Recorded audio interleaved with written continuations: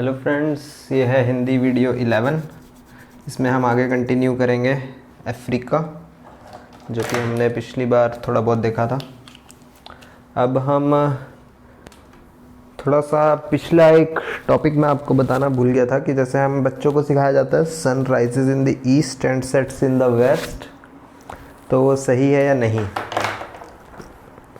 जैसे मान लीजिए अर्थ टिल्टेड नहीं है, फॉर सिंप्लिसिटी सन यहाँ पर है, तो अब हम कहते हैं sun rises in the east and sets in the west, क्योंकि earth rotates from north east west south.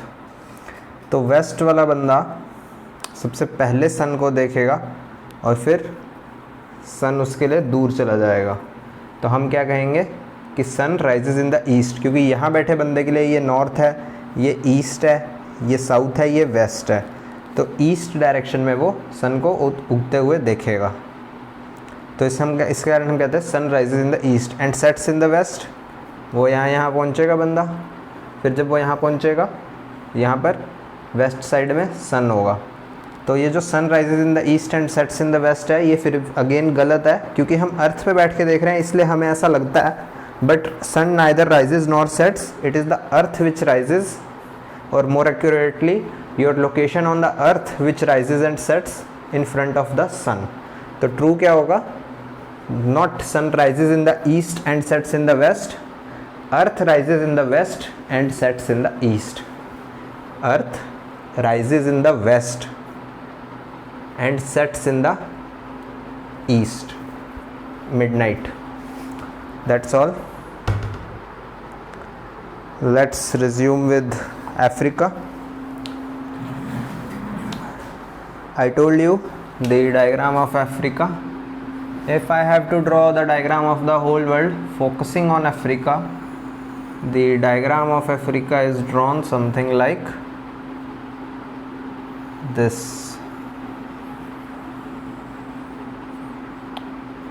And the rest of the world as compared to this is something like this.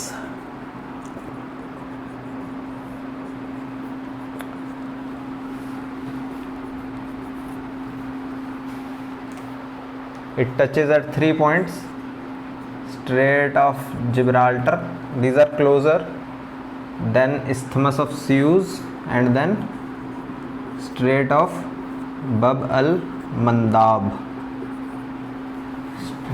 This is Isthmus of Suez. Then this is again Strait of Gibraltar, Gibraltar. This is again a strait. This is an isthmus. Strait means narrow portion of water joining two large water bodies. So this Strait of Gibraltar joins Mediterranean Sea with the Atlantic Ocean. Isthmus means narrow portion of land joining two large land masses. So Asia and Africa are joined only here, not here or here. Strait means narrow passage of water, so land isn't joined. So Asia and Africa are joined only at one place, Isthmus of Suez. Isthmus means narrow passage of land, so it is actually something like this. Africa is actually joined to Asia only at one point. So Strait of Bab al-Mandab, Africa and Asia come very close, but there is a narrow passage of water between two large water bodies. Which of those two? Below India, Indian Ocean. This is India. Below India, Indian Ocean and Red Sea. So this is Red Sea, this is Mediterranean Sea, this is Atlantic Ocean, this is Indian Ocean. So Strait of Bab al-Mandab joins Indian Ocean and Red Sea.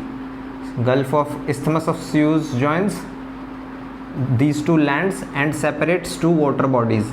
Strait joins these two water bodies. Isthmus separates them, the Red Sea and Mediterranean Sea. And Strait of Gibraltar joins Mediterranean Sea and Atlantic Ocean. Next, let's start with what the NCERT says about Africa.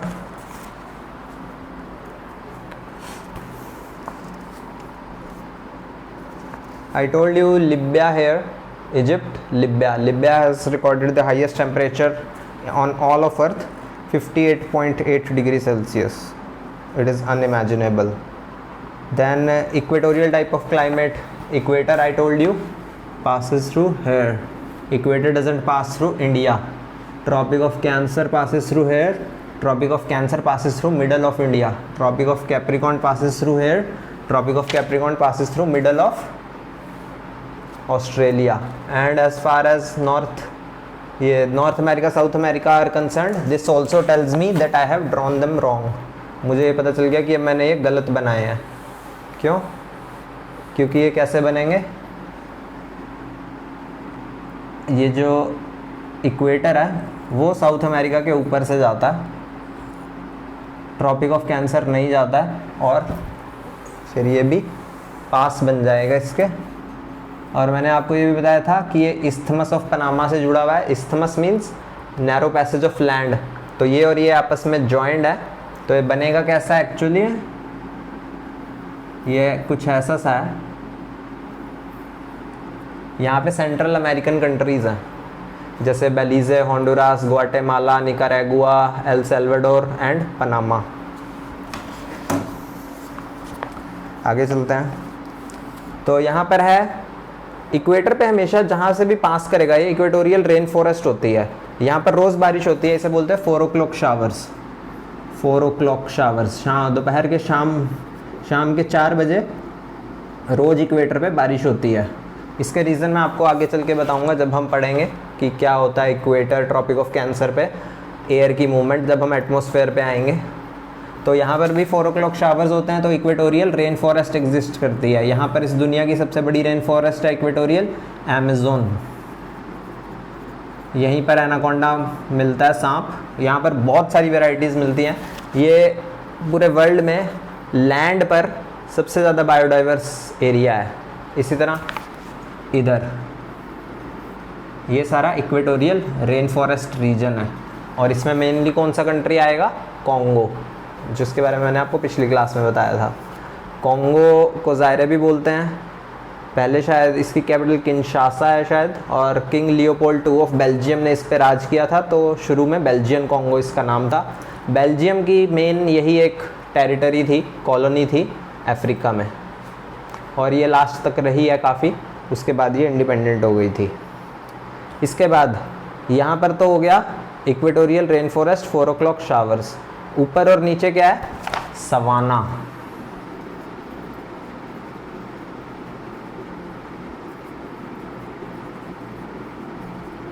ये savanna क्या होता है, जो equatorial rain forest होती है उस पर रोज़ बारिश होती है। जैसे जैसे दूर जाओगे बारिश कम होती जाती है, तो जहाँ बारिश कम होती जाती है वहाँ फॉरेस्ट की बजाय ग्रास उगना शुरू हो जाता है। यहाँ सवाना का मतलब क्या होता है, savanna is the term used for general tropical grasslands. Tropics के अंदर वाले grassland, tropical grassland is equal to savanna. कहीं पर भी आपको ट्रॉपिक्स के अंदर ग्रासलैंड मिलेगा, दो ट्रॉपिक और ट्रॉपिक ऑफ कैंसर और ट्रॉपिक ऑफ कैप्रिकॉर्न के बीच में, तो इसमें क्या होता है, ग्रास और फॉरेस्ट दोनों होती है। एक होता है टेम्परेट या extra tropical grassland. Extra tropical मतलब वहाँ पर नहीं मिलेगा आपको ट्रॉपिक ऑफ कैंसर और ट्रॉपिक ऑफ कैप्रिकॉर्न के बीच में। तो इस लाइन के ऊपर जितने भी ग्रासेस होंगे या इस लाइन के नीचे, उसको कहा जाएगा temperate grassland, that is non tropical. Tropics के बीच में नहीं है वो ग्रासलैंड, तो वहाँ पर बारिश भी कम होगी प्लस वहाँ पर गर्मी भी कम होगी, तो वहाँ पर सिर्फ ग्रास मिलता है। यहाँ पर क्या मिलेगा आपको, grass plus trees, actually not forest, trees. Grass plus trees मिलेंगे अगर, तो सवाना और ट्रॉपिकल ग्रासलैंड। जो ट्रॉपिक्स के बीच में ग्रासेस होते हैं वो इक्वेटोरियल रेन फॉरेस्ट के आसपास होंगे, क्योंकि ट्रॉपिक्स के बीच में ही इक्वेटोरियल रेन फॉरेस्ट आ रही है, यहाँ रोज़ बारिश हो रही है, तो यहाँ पर हल्की फुल्की बारिश होगी पर कम होगी। इससे इक्वेटर से दूर आ गए हम, ट्रॉपिक्स के पास आ गए, पर हैं ट्रॉपिक्स के दोनों के अंदर ही, तो यहाँ पर ग्रास और ट्रीज दोनों उगते हैं। टेम्परेट ग्रासलैंड में ऊपर ऊपर बहुत कम बारिश होती है। इन जनरल इक्वेटर से दूर जाओगे बारिश कम होती जाती है, तो टेम्परेट ग्रासलैंड में बहुत ही कम बारिश होती है, तो सिर्फ ग्रास एंड नो ट्रीज, पेड़ होंगे ही नहीं। यहाँ पे सिर्फ घास मिलेगी आपको, दूर दूर तक पेड़ नहीं मिलेंगे, इस कारण हवाएं तेज चलती हैं। पेड़ क्या करते हैं, हवाओं को रोक लेते हैं, कम चलने देते हैं, तो सवाना में आपको कम हवाएं मिलती हैं। और यही वो लैंड है जहाँ पर ग्रास उगती है। तो अफ्रीका के जो फेमस नेशनल पार्क वगैरह हैं, जैसे तंजानिया में है एक सेरेंगेटी नेशनल पार्क,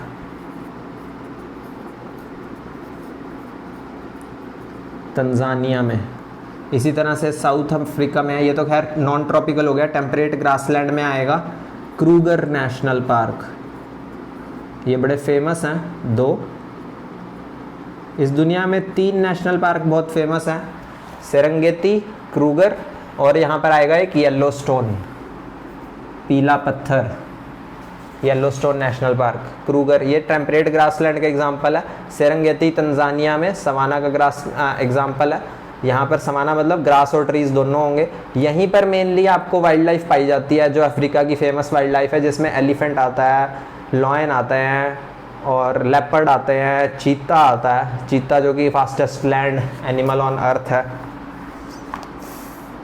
तो आधा तो डिस्कवरी, नेशनल जियोग्राफिक वगैरह, एनिमल प्लेनेट वगैरह इस अफ्रीका के सवाना पे ही कंसंट्रेटेड है।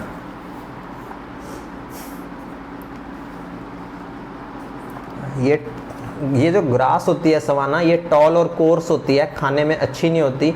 तो यहाँ पर बहुत ज़्यादा फार्मिंग नहीं आप कर सकते, आप गौएं वगैरह नहीं पाल सकते, जिसे बोलते हैं पेस्टोरल फार्मिंग। ये कहाँ पर कर सकते हो आप? यहाँ पर कर सकते हो, जहाँ सिर्फ ग्रास और ट्रीज़ ना हो। वहाँ पर ग्रास अच्छी होती है, न्यूट्रिशियस होती है, शॉर्ट हाइट की होती है और इससे कैटल बहुत जल्दी फूलती है, तो ज़्यादा मीट आपको मिलता है। बाकी मैंने आपको बताया था जहाँ से ट्रॉपिक्स जाते हैं वहाँ जनरली वेस्टर्न साइड में, आइलैंड के वेस्टर्न साइड में क्या पाए जाते हैं? डेजर्ट। तो यहाँ पर क्या होगा? Sahara desert. सवाना यहाँ पर है, सहारा यहाँ पर होगा। तो इसी तरह से यहाँ पर होगा, यहाँ से ट्रॉपिक ऑफ कैंसर जा रहा है, तो यहाँ पर वेस्ट साइड में होगा नामिब डेजर्ट, जिसके नाम पे पड़ा है नामीबिया कंट्री। यहाँ पर होगा कालाहार्डी डेजर्ट। फिर जो नॉर्दर्न और सदर्न कोस्ट है उनको बोलते हैं Mediterranean type of climate. Mediterranean sea है यहाँ पर, उसका एक पेक्यूलियर क्लाइमेट सा होता है, उसे बोलते हैं मेडिटेरेनियन टाइप ऑफ क्लाइमेट। ये इस पूरे दुनिया का अकेला ऐसा क्लाइमेट है जिसमें गर्मी में बारिश नहीं होती, सर्दी में बारिश होती है। तो एक तो आपको ऑलरेडी ठंड लग रही थी, ऊपर से पानी भी गिर रहा है, so it's even worse. But actual में ये लैंड्स, मेडिटेरेनियन जो लैंड्स हैं, ये इस दुनिया के सबसे खूबसूरत लैंड्स में से एक है। यहाँ काफ़ी टूरिस्ट्स भी जाते हैं। बाकी अफ्रीका वाटरफॉल से भरा हुआ है, मैंने आपको बताया था। ज़ैम्बेज़ी पे विक्टोरिया फॉल्स हैं। इस फॉल्स का क्या कारण है? क्योंकि Africa is a land of प्लेटू, तो यहाँ से जब गिरेंगे तो वाटरफॉल्स बनते हैं। बहुत सारे वाटरफॉल हैं। तो जो वर्ल्ड के फेमस हैं वो हैं, एक तो यही है ज़ैम्बेज़ी पे विक्टोरिया फॉल्स, एक आएगा वेनेजुएला में, साउथ अमेरिका में एंजल फॉल्स, एक आएगा नॉर्थ अमेरिका में निकारागुआ फॉल्स।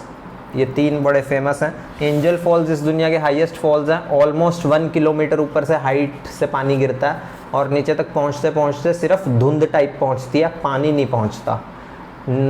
यहाँ पर ज़ैम्बेज़ी पे जो विक्टोरिया फॉल्स हैं वो 2 किलोमीटर का एक्सपेंस है उनका। यहाँ पर तो वेनेजुएला के एंजल फॉल्स का एक्सपेंस तो 1, 2, 3 मीटर्स ही है, इसका 2 किलोमीटर्स है।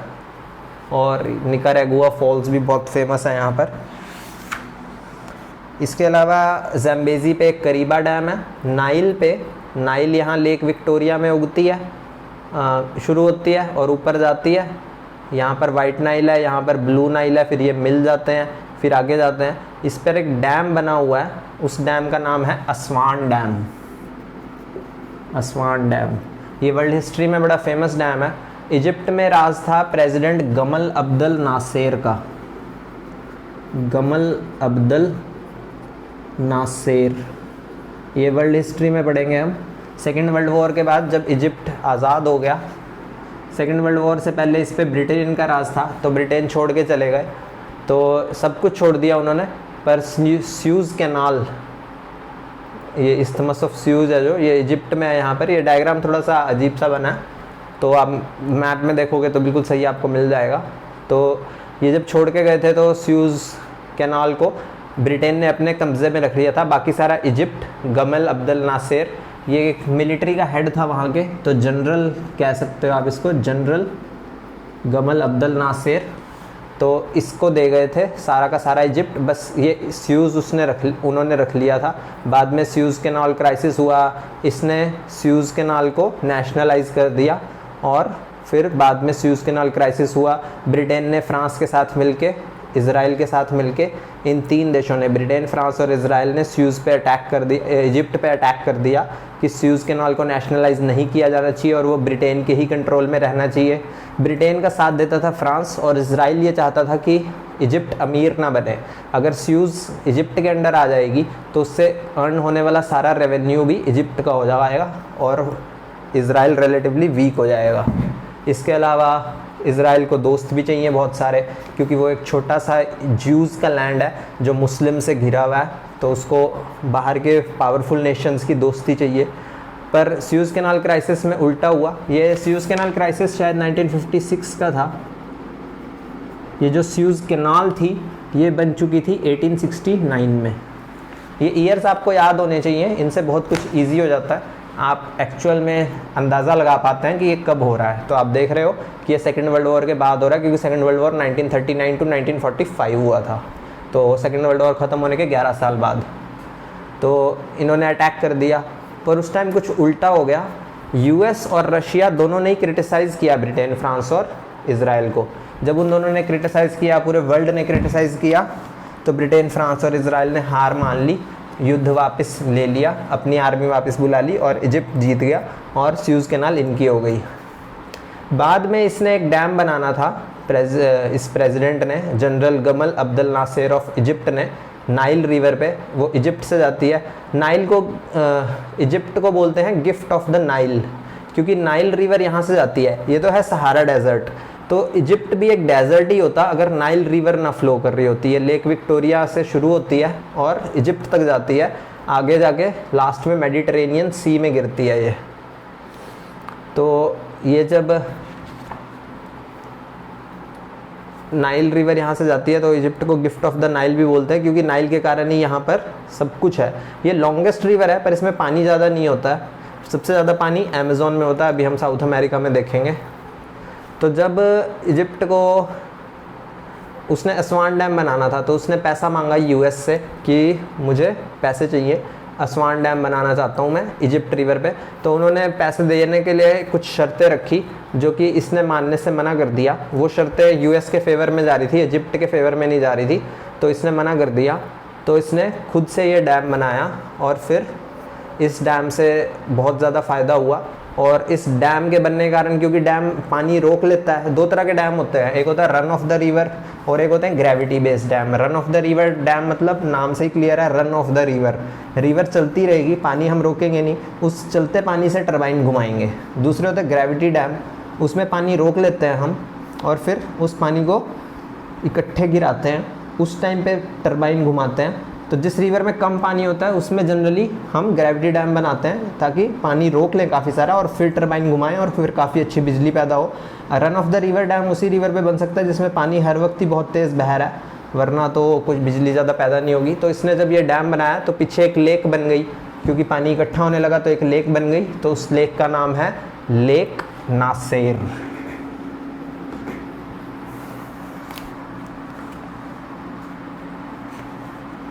आगे चलते हैं।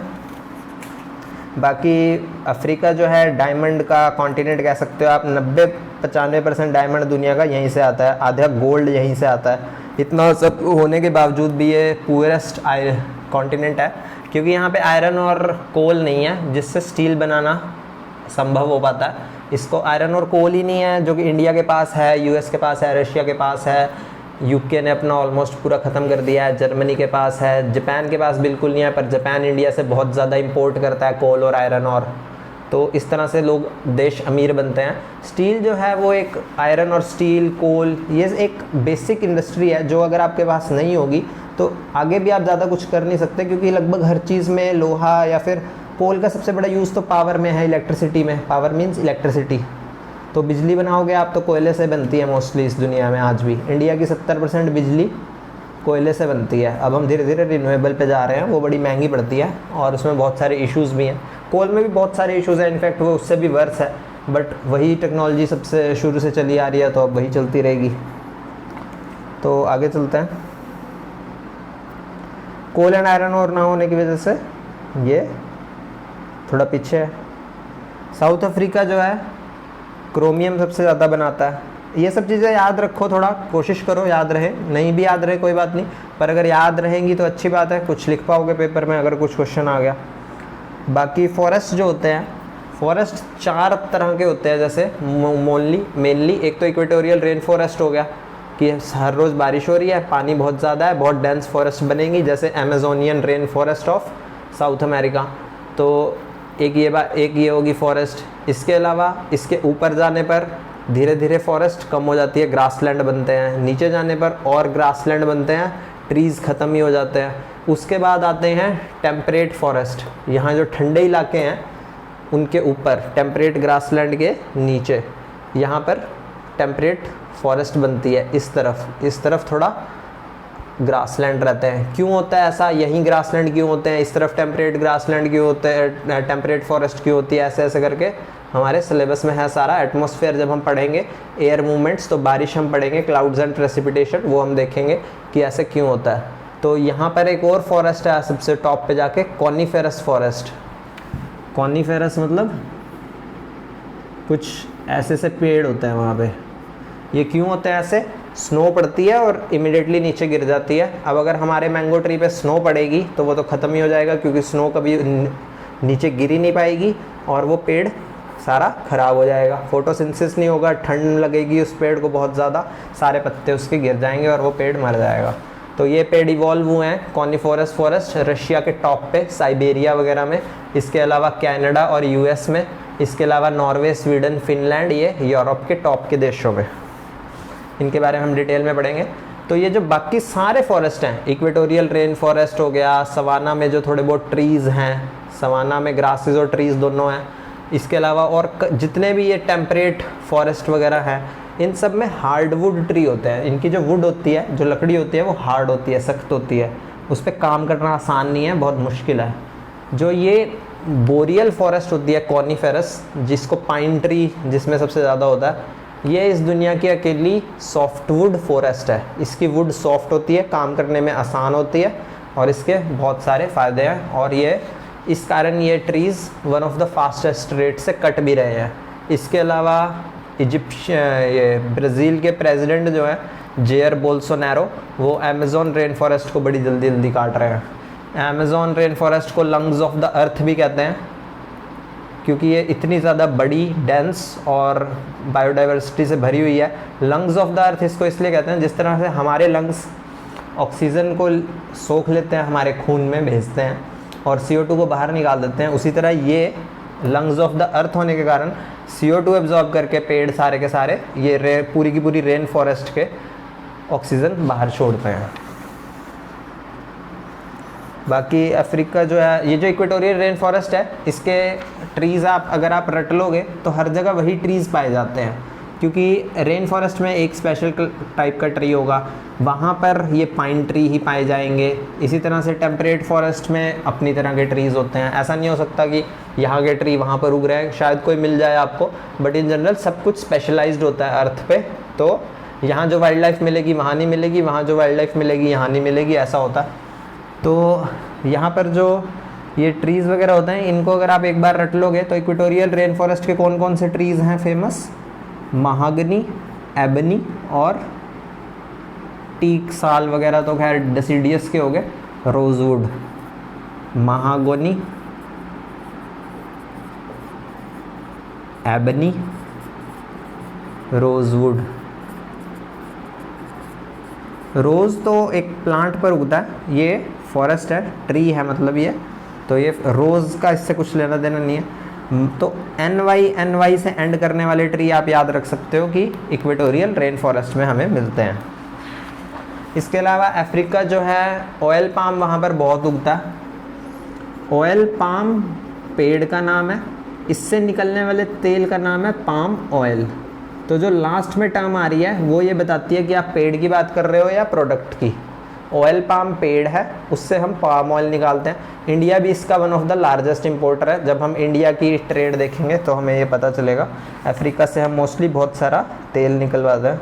इसके अलावा यहाँ पर coconut, oil palm, date palm वगैरह बहुत होता है, क्योंकि यहाँ पे डेजर्ट है मोस्टली। आधे से कम ऑस्ट्रेलिया डेजर्ट है। जैसे ये जो सहारा डेजर्ट है, नामिब डेजर्ट है, कालाहारी डेजर्ट है। सहारा डेजर्ट के अंदर के डेजर्ट है। यहाँ पर लिबिया है तो लिबियन डेजर्ट है। यहाँ पर नूबियन डेजर्ट है। इसी तरह से यहाँ पर भी हैं मोरक्कन डेजर्ट्स वगैरह। तो ये जो अफ्रीका की डेजर्ट लैंड है ये काफ़ी ज़्यादा सूटेबल तो है नहीं बहुत ज़्यादा ट्रीज़ के लिए। बस इस इक्वेटोरियल रेन फॉरेस्ट वाले रीजन में थोड़ा बहुत आपको ट्रीज़ मिलेंगे, इसके अलावा ट्रीज़ आपको कम ही मिलते हैं। तो यहाँ पर ऐसे पेड़ उगते हैं जो बहुत कम पानी मांगते हैं। For example oil palm, coconut etcetera. Beaches भी बहुत ज़्यादा है, कोस्ट भी बहुत ज़्यादा है, इस कारण भी ऑयल पाम और कोकोनट बहुत मिलते हैं। तो कोकोनट से हमें एक चीज़ मिलती है कोपरा। कोपरा होता है जो कोकोनट के ऊपर का जो बाल सा वाला एरिया होता है, घास फूस सी, उससे रस्सियाँ वगैरह बनाई जाती हैं। तो उसका भी ये बहुत बड़ा एक्सपोर्टर है। बाकी इसकी दो फेमस आपको पता ही होंगी। एक तो है कोकोआ, जिससे ये एक इम्पॉर्टेंट कैश क्रॉप है। कोकोआ से कॉफ़ी वगैरह बनती है। कोकोआ प्रोडक्ट है, कैकाओ ट्री है जिससे ये हमें मिलता है। कोकोआ प्रोडक्ट है, कैकाओ ट्री है। तो कोकोआ चॉकलेट बनाने के लिए यूज़ होता है। इसके अलावा यहाँ पर कॉफ़ी उगती है। जैसे आपने सुना होगा यहाँ पर फाइनेस्ट चॉकलेट फ्रॉम घाना, तो वो कोकोआ ही उग रहा है वहाँ घाना में। घाना यहाँ पर है। घाना का पुराना नाम शायद गोल्ड कोस्ट था। गोल्ड यहाँ पर मिलता था। इनफैक्ट अफ्रीका में मिलने वाला गोल्ड इस बात का भी सबूत है कि एक टाइम पे ये जो कॉन्टिनेंट्स थे इकट्ठे थे, known as continental drift theory. उसका एक प्रूफ में आता है कि गोल्ड का ओरिजिनल सोर्स तो यहाँ पर है, गोल्ड फाइनली यहाँ पर मिल रहा है। तो इसका क्या कारण हो सकता है? इसका कारण है कि ये साउथ अमेरिका और अफ्रीका एक समय में इकट्ठे जुड़े हुए थे। यहाँ से जो रिवर्स फ्लो कर रही थी वो यहाँ तक भी जा रही थी। और गोल्ड आपको पता होगा शायद, अगर नहीं पता तो बता देता हूँ। गोल्ड मेनली हमें रिवर्स में से मिलता है। रिवर्स में वो फ्लो कर रहा होता है, उसके बहुत छोटे छोटे पार्टिकल, आपको वो बहुत सारा पानी इकट्ठा करना होता है और छन्नी वगैरह में से छानना होता है। तो रेत वगैरह और मिट्टी वगैरह सब बह जाती है पानी में। बीच में थोड़े थोड़े गोल्ड के छोटे छोटे पार्टिकल्स मिलते हैं, उसको जनरली हम इकट्ठा करके गोल्ड बनाते हैं। इसके अलावा इंडिया में एक कर्नाटका में एक कोलर गोल्ड फील्ड्स हैं, KOLAR कोलर। ये कोलर गोल्ड फील्ड्स हैं कर्नाटका में। अब तो यहाँ पर लगभग गोल्ड ख़त्म हो चुका है, तो अगर गोल्ड फील्ड मिल गई है आपको तो वहाँ पर तो आपको इकट्ठे ही गोल्ड मिल जाएगा। रिवर में गोल्ड होने का मतलब का कारण ये है कि ये गोल्ड जो है जनरली हिमालय से होते हुए, जैसे मान लीजिए गंगा में फ़्लो कर रहा, तो ये हिमालय से शुरू हुआ था। वहाँ पर कहीं पर डिस्ट्रीब्यूटेड एरिया में काफ़ी ज़्यादा वो गोल्ड फ्लो कर रहा है, तो वो इकट्ठा गंगा में ही हुआ है। तो आपके लिए गंगा से निकालना उसको ज़्यादा इकोनॉमिकल और बेनिफिशियल है, बजाय कि आप हिमालय में घूमते रहो डिफरेंट एरियाज़ में जहाँ जहाँ से गंगा गुजर रही है।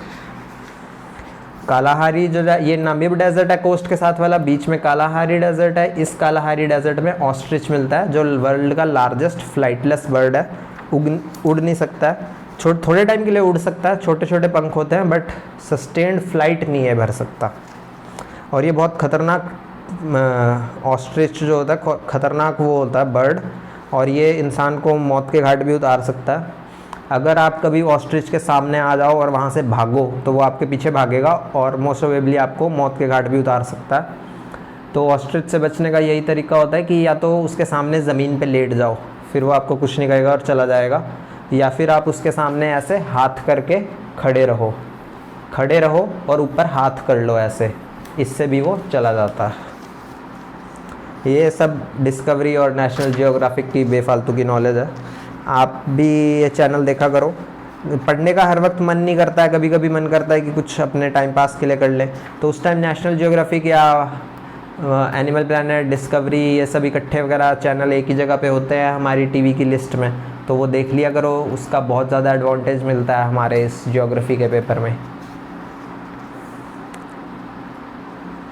बाकी यहाँ पर 2 आइलैंड है, ज़ैंज़िबार और पैम्बा।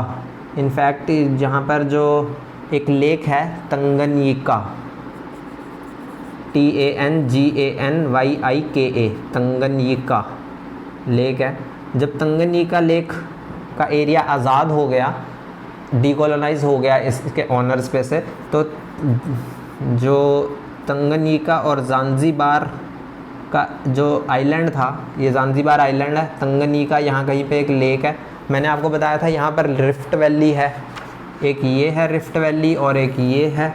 यहाँ से ये शुरू होती है, बीच में एक हार्ड लैंड आ गई थी, लेक विक्टोरिया बीच में है, रिफ्ट वैली पे नहीं लाई करती। ये रिफ्ट वैली लेक से भरी हुई है। इस रिफ्ट वैली पे बहुत सारी लेक्स हैं, क्योंकि रिफ्ट वैली कुछ ऐसे बनती है कि अगर आपकी लैंड ऐसे है और ऐसे गई, ऐसे कोलैप्स हुई, तो फाइनल लैंड कुछ ऐसी बनेगी। तो ये आपकी रिफ्ट वैली हो जाएगी। ये होर्स्ट या ग्रेबन थे, मैंने पिछली क्लास में आपको बताया था। तो यहाँ पर मोस्टली पानी स्टोर होगा, तो पानी स्टोर होगा तो मोस्टली लेक्स बनेंगी और रिवर फ्लो होगी। तो ये जो रिफ्ट वैली है, great rift valley of Africa, इस पे बहुत सारी लेक्स हैं। उसमें से एक लेक है तंगन्यिका। यहाँ पर एक छोटा सा आइलैंड है ज़ांज़िबार। तो ये दोनों इकट्ठे मिल गए थे जब ये दोनों आज़ाद हो गए थे, तो इन्होंने इकट्ठे मिल के कंट्री बनाया है तंजानिया। तो तंजानिया इन 2 से मिलके बना है।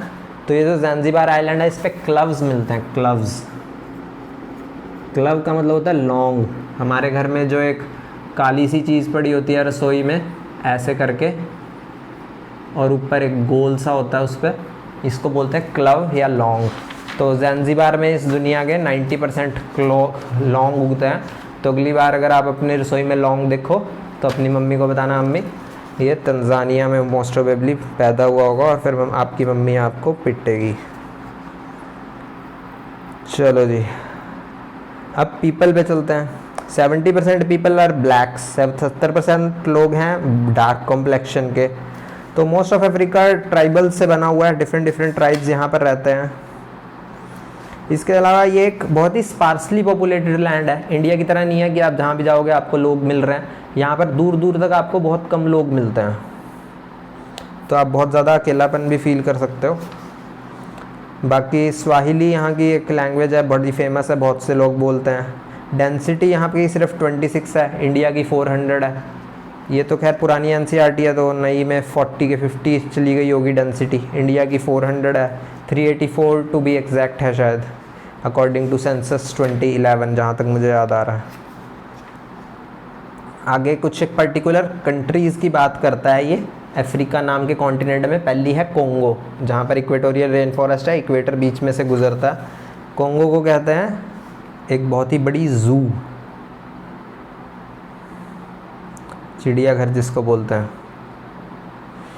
तो कसावा जो मैंने आपको बताया था खाया जाता है, एक फ्रूट होता है, ये प्लांट होता है जिसकी रूट्स को खाया जाता है, जड़ों को खाया जाता है, जैसे हम कैरेट वगैरह खाते हैं ना, तो उस टाइप का ये प्लांट होता है। Congo was ruled by Belgium for a long time. Belgian king Leopold II Stanleyville, Stan नाम का एक बंदा यहाँ पर आया था, उसने लैंड बनाई थी। तो यहाँ पर एक सिटी भी है, उसका नाम है स्टैनविल।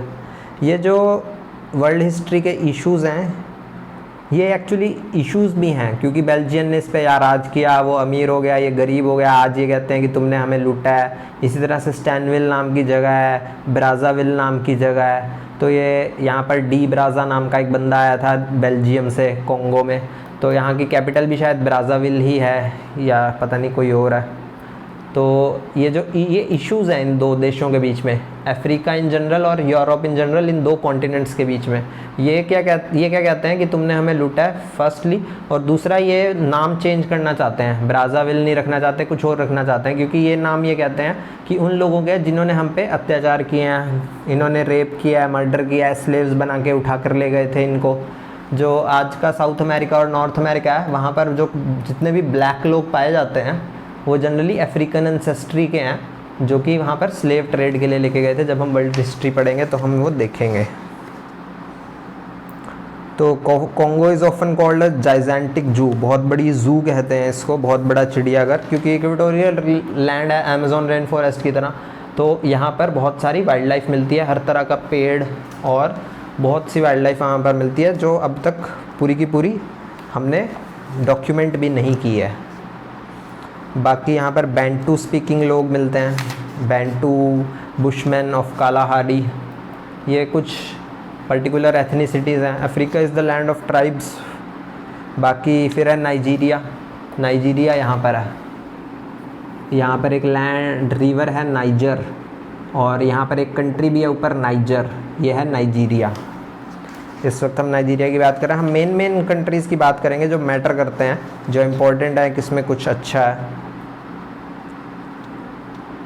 तो इसके जो नॉर्थ ईस्टर्न पार्ट्स की रिवर्स हैं वो इस डायरेक्शन में फ्लो करती है, और यहाँ पर है एक लेक चैड, CHAD, और चैड नाम का एक कंट्री भी है यहाँ पर। तो लेक चैड में ये फ्लो करती हैं। इन रिवर्स को बोलते हैं inland drainage, inland drainage. Inland drainage का मतलब है कि ये रिवर कहीं ओशन में नहीं गिर रही, किसी सी में नहीं गिर रही, अंदर ही अंदर ख़त्म हो जाती है। यहाँ से शुरू हुई और लेक चैड में गिर गई, तो किसी भी ओशन में नहीं गई, अटलांटिक ओशन में नहीं गई, मेडिटेरेनियन सी में नहीं गई, रेड सी में नहीं गई, और इंडियन ओशन में नहीं गई फॉर एग्ज़ाम्पल। तो इसको कहेंगे inland drainage. For example India में ये रिवर है लूनी इन राजस्थान, वो इनलैंड ड्रेनेज का एग्ज़ाम्पल है। ये राजस्थान की रिवर थोड़े टाइम के लिए राजस्थान में फ़्लो करती है और फिर राजस्थान की रेत में, रेगिस्तान में गुम हो जाती है, ख़त्म हो जाती है। यहाँ पर विंड्स बहुत इम्पोर्टेंट है। तो hot and dust laden winds blow from the north east. यहाँ पर इसके नॉर्थ ईस्ट में विंड्स ब्लो करती हैं फ्रॉम सहारा डेजर्ट। ऐसे ऐसे क्यों फ्लो करती हैं ये? क्योंकि ये हैं एक्चुअल में नॉर्थ ईस्ट ट्रेड विंड्स। ये हम बाद में पढ़ेंगे, एटमॉस्फेयर स्टडी करेंगे जब। तो यहाँ पर ये जो फ्लो कर रही हैं, यहाँ पर ये फ्लो कर रही हैं सहारा डेजर्ट से, तो ये हॉट होती हैं और डस्ट लेडन विंड्स होती हैं और टेम्परेचर बढ़ा देती हैं। तो इनका नाम होता है हर्मेटन। इसी तरह से इस वर्ल्ड में बहुत सी हम विंड्स पढ़ेंगे जो लोकल विंड्स हैं, जो फेमस हैं। ये भी एक लोकल विंड है। जैसे इंडिया की एक लोकल विंड है लू, LOO। जैसे नॉर्थ इंडिया में हम बोलते हैं लू चल रही है। लू चल रही है मतलब बहुत ही गर्म हवा चल रही है जिसमें पानी बिल्कुल नहीं है, और लोगों को ये मौत के घाट भी उतार सकती है। ये गर्मियों में चलती है, आजकल के टाइम में मई जून में चलती है ये। तो इस बार कम चल रही है क्योंकि कोरोना था, तो ज़्यादा ग्रोथ एंड डेवलपमेंट हुई नहीं, सारी इंडस्ट्री रुकी पड़ी थी। एटमॉस्फेयर मोस्टली साफ़ है, तो वेदर इन जनरल थोड़ा रिलेटिवली ठंडा है। तो इस विंड का नाम है हर्मेटन, HARMATTAN, हर्मेटन विंड। इसी के हिसाब से, इसी तरह से हम और भी बहुत सी पढ़ेंगे। एक होती है अफ्रीका में ही खमसिन, अफ्रीका में होती है खमसिन। उसी तरह यहाँ यूरोप में होती है फोहन, US में होती है फोहन और चिनुक। यहाँ पर होती है मिस्ट्रल। फोहन शायद यूरोप की होती है, चिनुक नॉर्थ अमेरिका US की होती है। फिर एक होती है मिस्ट्रल, एक पोलैंड में होती है बोरा। तो इस तरह से काफ़ी सारी लोकल विंड्स हैं जो फेमस हैं। ये हम पढ़ेंगे इनके क्या सिग्निफिकेंस है। ये लोकल विंड्स क्या करती हैं, या तो बहुत ठंडा कर देती हैं या बहुत गर्मी कर देती हैं। तो अगर वो वो लैंड जो है, जैसे यूरोप है, वो ठंडे इलाका है, बट अगर वहाँ पर कोई हॉट लोकल विंड फ्लो कर रही है तो वहाँ पर गर्मी क्रिएट कर देती है। उससे क्या होता है कि जो वहाँ के प्लांट्स वगैरह हैं, ट्रीज़ वगैरह हैं, वो फ्रूट वगैरह उनमें पक जाते हैं, तो हमें अच्छी फसल देते हैं। इसी तरह से अगर कोई विंड है जो बहुत ठंडा कर रही है, तो वो क्या करेगी, रहना दुभर कर देगी, तो इस कारण वहाँ पर कम पॉपुलेशन डेंसिटी होगी। इस तरह से ये विंड्स फ़र्क फ्लो करती हैं और फ़र्क पाती हैं इस दुनिया में, किस तरह से सब कुछ होगा।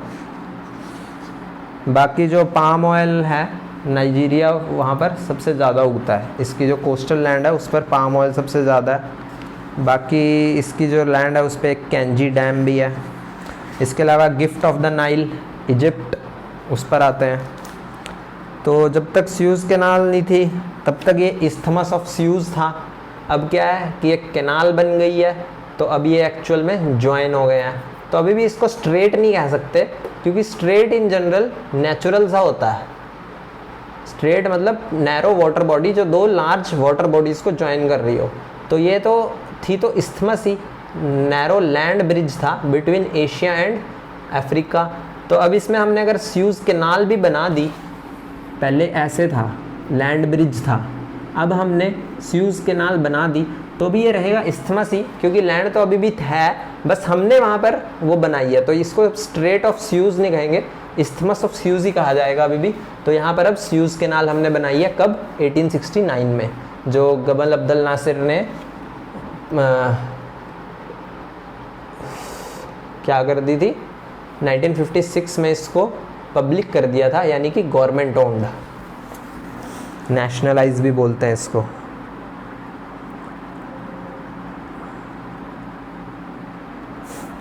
यहाँ पर सहारा से फ्लो करती है इजिप्ट में रिवर विंड्स, जिनका नाम है खमसिन।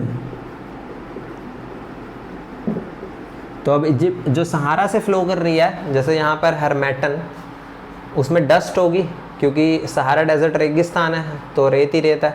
इसी तरह से खमसिन में भी रेत ही रेत है। तो ये भी काफ़ी ज़्यादा असर डालती है लोकल वेदर पैटर्न्स पे। हमारे लिए मेन जो इम्पोर्टेंट है लोकल विंड्स, वो हैं फोहन, चिनूक और मिस्ट्रल। फोहन यहाँ की है, चिनूक यहाँ की है, मिस्ट्रल भी यहाँ की है। यूरोप की है मोस्टली दो, और एक यूएस की है, नॉर्थ अमेरिका की। बाकी Nile is the longest river in the world. It rises in equatorial region. Equatorial region में हर रोज़ 4 बजे बारिश होती है, और यही कारण है कि नाइल रिवर इतना पानी ले जा पाती है कि सहारा डेजर्ट में इनलैंड ड्रेनेज बन के नहीं रह जाती, सहारा डेजर्ट में गुम नहीं हो जाती और मेडिटेरेनियन सी तक पहुंचती है। इसी कारण इजिप्ट को बोलते हैं गिफ्ट ऑफ द नाइल, क्योंकि नाइल रिवर ने यहाँ पर सब कुछ दिया है। जो एग्रीकल्चर हो रहा है नाइल के पानी से हो रहा है, जो इंडस्ट्री हैं नाइल के पानी यूज़ कर रही हैं, इसके अलावा लोग जो रह रहे हैं इसी का पानी पी रहे हैं। और भी बहुत कुछ है। फॉर एग्जांपल थोड़ा बहुत इनलैंड नेविगेशन होता है, थोड़ी ट्रेड हो जाती है, थोड़ी फ़िश कैच हो जाता है, इरिगेशन वगैरह बाकी सब हो जाता है। स्वान डैम वगैरह है, इस पर 1-2 और डैम है, वहाँ हाइड्रो इलेक्ट्रिसिटी प्रोड्यूस हो जाती है, तो आपको पावर मिलती है जिससे आपका देश आगे चलता है। तो ये जो रिवर्स जनरली होती है ना, जहाँ पर ये सी से मिलने वाली होती है, वहाँ ये बहुत स्लो डाउन हो जाती हैं, क्योंकि जो सी के पास की लैंड होती है वो बहुत ही ज़्यादा समतल सी होती है, स्ट्रेट सी होती है, तो वहाँ पर रिवर स्लो डाउन हो जाती है। तो रिवर जो होती है शुरू में तो बहुत ज़्यादा सिल्ट कैरी कर रही होती है, क्योंकि बहुत ही फास्ट फ्लो कर रही होती है, माउंटेन से, प्लेटूज से नीचे गिर रही होती है। तो जब ये स्लो हो जाती है तो वो जो डस्ट कैरी कर रही होती है, वो जो सैंड कैरी कर रही होती है, सिल्ट कैरी कर रही होती है, वो डिपॉजिट होना शुरू हो जाता है। तो जैसे इंडिया में गंगा यहाँ पर फ्लो कर रही है ऐसे, और यहाँ पर ब्रह्मपुत्र फ्लो कर रही है और आकर मिल रही है, और यहाँ पर ये मिल रहे हैं, बांग्लादेश में गिर रहे हैं ये बे ऑफ बंगाल में। तो यहाँ पर ये क्या करती हैं, स्लो हो जाती हैं, तो अंदर आइलैंड्स बनने लगते हैं, वो सिल्ट डिपॉजिट होने लगता है, और ये जो रिवर है ये डिस्ट्रीब्यूटरीज में बंट जाती है। डिस्ट्रीब्यूटरी का मतलब है कि ये पानी डिस्ट्रीब्यूट होके बे ऑफ बंगाल में गिरेगा। इसी तरह यहाँ पर ये नाइल रिवर भी डिस्ट्रीब्यूट होके ऐसे गिरती है, और यहाँ पर डेल्टास बनते हैं। डेल्टा मतलब ये शेप, जो ग्रीक अल्फ़ाबेट होते हैं वो ऐसे होते हैं, अल्फ़ा, बीटा, गामा, डेल्टा। इसके अलावा आपने और भी पढ़े होंगे एप्सिलॉन, फाई, ये सब। इसके अलावा पाई जो होता है, जो circumference of circle divided by radius type होता है। तो ये जो 4th letter of Greek alphabet होता है डेल्टा, उसके नाम पे यहाँ पर डेल्टा फॉर्म होते हैं। जैसे यहाँ पर फॉर्म होता है सुंदरबंस डेल्टा, जो वर्ल्ड्स लार्जेस्ट डेल्टा है, गंगा ब्रह्मपुत्र डेल्टा। तो ये डेल्टा इस शेप में फॉर्म होता है। जो रिवर आ रही है यहाँ पर ऐसे करके डिपॉजिट करती है, तो वो ट्रायंगल सा दिखता है, इस कारण इसको डेल्टा बोलते हैं। तो नाइल रिवर भी यहाँ पर बहुत सारे डेल्टा बनाती है।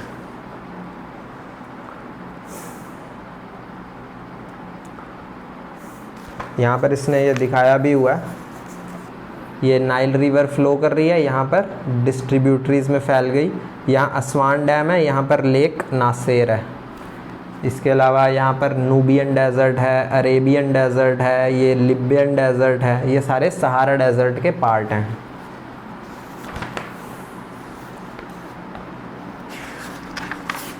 बाकी जो इजिप्शियन कैपिटल है कैरो, CAIRO, कैरो, या जो भी आप प्रोनाउंस करना चाहें, तो ये अफ्रीका का लार्जेस्ट सिटी हुआ करता है अकॉर्डिंग टू दिस NCERT। अब शायद चेंज भी हो गया हो। अब जो अफ्रीका के सबसे ज़्यादा पावरफुल और फास्टेस्ट डेवलप हो रहे देश हैं वो हैं केन्या, नाइजीरिया और साउथ अफ्रीका। साउथ अफ्रीका पीछे रह गया, नाइजीरिया, केन्या आगे हैं, तो इजिप्ट भी थोड़ा ठीक है। बाकी काफ़ी हद तक अफ्रीका बैकवर्ड भी है, प्लस यहाँ पर बहुत सारी इनफाइटिंग होती है। इसका कारण है कि यहाँ पर अरेबियन पेनिनसुला जो है, यहाँ पर इस्लाम का बर्थ हुआ, तो इस्लाम नॉर्थ अफ्रीका में काफ़ी स्प्रेड हुआ है। तो ये जो Egypt, Libya, Algeria, Tunisia, Morocco, Mali, Chad, Niger, Sudan, South Sudan, Somalia, Eritrea, Djibouti, ये जो इथियोपिया जो कंट्रीज़ हैं, ये मोस्टली मुस्लिम डोमिनेटेड हैं, या मुस्लिम की कंसिडरेबल प्रेजेंस रहती है यहाँ पे। जो साउथ के लैंड्स हैं वो यूरोपियन एंसेस्ट्री के कारण, यूरोपियन कॉलोनाइजेशन के कारण क्रिश्चियंस की लैंड है। इसके अलावा अफ्रीका लैंड ऑफ ट्राइब्स भी है, तो इंडिजिनस काफ़ी सारे ट्राइब्स रहते हैं। फॉर एग्जांपल केन्या में रहते हैं मसाई। तो इन सब में क्या होता है, इन फाइटिंग होती रहती है, ये आपस में काफ़ी लड़ते हैं। फॉर एग्ज़ाम्पल रवांडा में एक जीनोसाइड हुआ था, बड़ा फेमस जीनोसाइड है वो, और मोर एक्यूरेटली इनफेमस। जीनोसाइड का मतलब होता है जीनो प्लस साइड। जीनो का मतलब होता है एक लोग जो जीन्स वगैरह शेयर करते हैं एक ही एथनिसिटी के। साइड का मतलब होता है मार देना। सुइसाइड, सुई मतलब खुद या सेल्फ, साइड मतलब मार देना। इसी तरह पेस्टिसाइड, पेस्ट यानी कि कीड़े मकोड़े, और साइड मतलब मार देना, CIDE। तो जीनोसाइड हो गया लोगों को काफ़ी ज़्यादा मार देना। तो इसी तरह रवांडा में 2 तरह के लोग थे, हुतू, HUTU, और एक T से नाम था। तो इन दोनों में आपस में काफ़ी लड़ाई हुई और मिलियंस में डेथ हुई। तो ये वर्ल्ड के one of the famous examples में है रवांडन जीनोसाइड। इसके अलावा ऐसा ही एक जीनोसाइड हुआ था इंडिया के इंडिया के थोड़े दूर के नेबर कंबोडिया में। वो भी बहुत ज़्यादा ब्रूटल था, वहाँ भी मिलियंस में डेथ हुई थी। इसके अलावा एक जीनोसाइड जो फेमस है वो है सेब्रेनिका मैसेकेर। हम वर्ल्ड हिस्ट्री में पढ़ेंगे, बोस्निया में हुआ था वो, सेकेंड वर्ल्ड वॉर के बाद हुआ था। ये 1995 की बात है शायद। ये रवांडन जीनोसाइड भी 1990s 80s की बात है। कंबोडियन जीनोसाइड जो हुआ था, जो खमेर रूज नाम के लोगों ने किया था, ये सारा वर्ल्ड हिस्ट्री में आएगा। ये 1973 के आसपास की बात है शायद। उसके बाद से पीसफुल है रवांडा अब। बाकी इजिप्ट में कॉटन बहुत होती है और इजिप्शियन कॉटन बहुत ही फेमस है। आपने ऐड देखी होगी, finest made from finest Egyptian cotton. तो इजिप्ट में वर्ल्ड की फाइनेस्ट कॉटन मिलती है। कॉटन की क्वालिटी मेनली एक चीज़ पे निर्भर करती है, वो है स्टेपल की लेंथ। जो कॉटन का फाइबर है उसकी लेंथ कितनी है।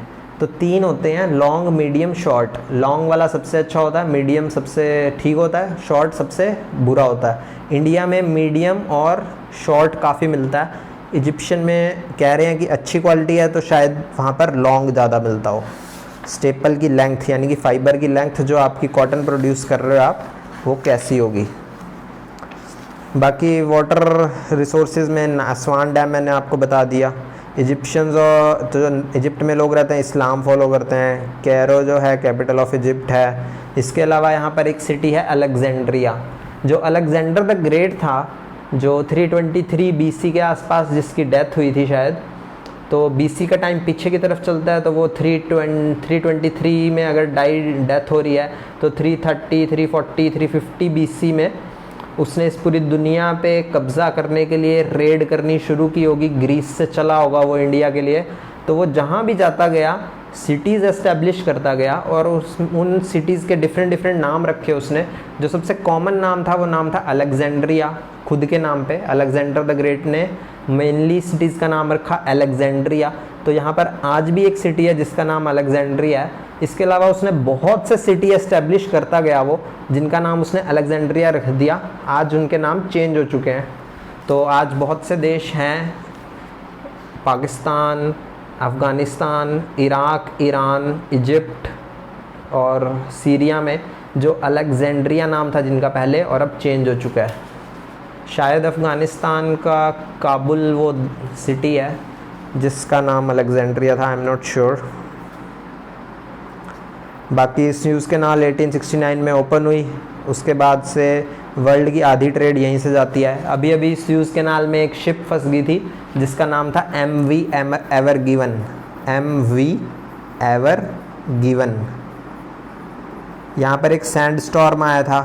सैंड स्टॉर्म क्यों आया था? क्योंकि सहारा डेजर्ट के बिल्कुल पास है। इसके अलावा अरेबियन पेनिनसुला के भी बीच में है। तो स्यूज़ कैनाल यहाँ कहीं पर है, तो यहाँ पर क्या है? Sahara desert. यहाँ पर क्या है? Arabian peninsula. अरेबियन पेनिनसुला में क्या आता है? Saudi Arabia. वो भी लैंड मोस्टली डेजर्ट ही है। तो सैंड स्टॉर्म वगैरह कॉमन है। तो वो शिप घूम गई थी और पूरा का पूरा स्यूज़ कैनाल उसने ब्लॉक कर दिया था। तो टग बोट्स वगैरह यूज़ करके अब वो छुड़वा ली गई है और अब स्यूज़ कैनाल में फिर से शुरू हो गई है ट्रेड। ये शिप जितने टाइम फंसी रही उससे लगभग $9 बिलियन का इस दुनिया को वर्ल्ड ट्रेड में नुकसान हुआ है। इतनी ट्रेड फ्लो करती है स्यूज़ कैनाल से। बाकी अब साउथ अफ्रीका पे आते हैं। मैंने आपको बताया था साउथ अफ्रीका मेन है एक लैंड। तो इसने एक टर्म डिफाइन किया, केप, CAPE, केप। केप क्या होता है? जैसे यहाँ पर है cape of good hope. Cape of good hope नाम क्यों पड़ा?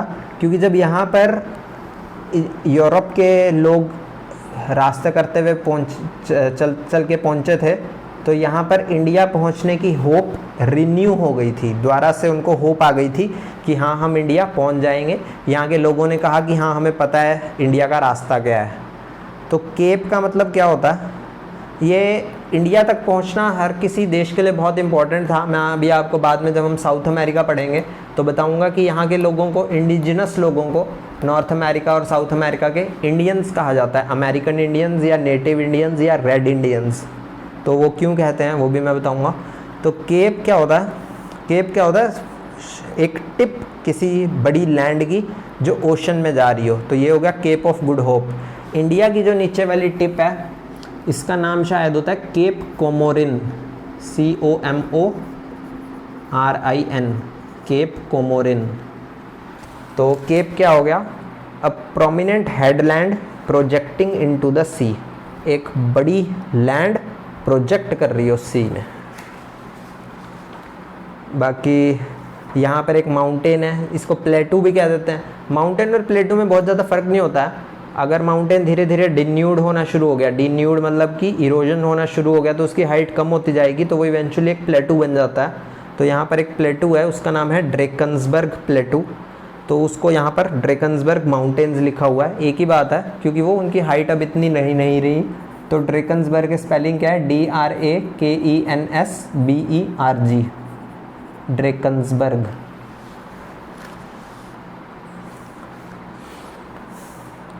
यहाँ पर ड्रेकन्सबर्ग में प्लेटू, इस प्लेटू पे ग्रास बहुत उगती है। इस ग्रास का नाम है वेल्ड, VELD। मैंने आपको बताया था कि दो तरह की ग्रास है, ट्रॉपिकल ग्रास और टेम्परेट ग्रास। ये कौन सी होगी? ये टेम्परेट होगी क्योंकि ट्रॉपिकल लैंड से, ट्रॉपिक ऑफ कैंसर और ट्रॉपिक ऑफ कैप्रिकॉन से नीचे हैं हम साउथ अफ्रीका में। यहाँ पर है ड्रेकन्सबर्ग माउंटेन्स या ड्रेकन्सबर्ग प्लेटू। तो यहाँ पर एक ग्रास है, उसका नाम है वेल्ड, VELD। इसको आप बुक में लिखा दे सकते हो VELDT, वेल्ड, VELDT या सिर्फ VELD। कंफ्यूज नहीं होना है, सेम ही चीज़ है। तो वेल्ड ये जो है टेम्परेट ग्रासलैंड है, तो ग्रास होगी, ट्रीज़ कम होंगे या होंगे ही नहीं। ये भी बहुत ज़्यादा इंपॉर्टेंट है पेस्टोरल फार्मिंग के लिए। पेस्टोरल का मतलब होता है, पैस्चर से आई है ये टर्म। पैस्चर मतलब घास, जानवर जिस घास को खाते हैं। जानवर मोस्टली कैटल, जैसे कि काओ, बफेलो या फिर आपकी गोट या शीप। तो इन्हीं एनिमल्स का जनरली पैस्चर चाहिए होते हैं। इसके अलावा अरेबियन पेनिनसुला में, सऊदी अरब वगैरह में कैमल्स की पेस्टोरल फार्मिंग होती है। जहाँ ये जो साउथ अमेरिका है यहाँ पे ललामा नाम के एनिमल होते हैं, LLAMA, ललामा, उनकी पेस्टोरल फार्मिंग होती है। इसी तरह से जहाँ जो जो एनिमल मिलते हैं वहाँ पर पेस्टोरल फार्मिंग की जाती है। पेस्टोरल मतलब पैस्चर यानी कि जानवरों के खाने की जगह। तो ये जो ग्रास है यहाँ पर पैस्चर फार्मिंग करते हैं साउथ अफ्रीका में।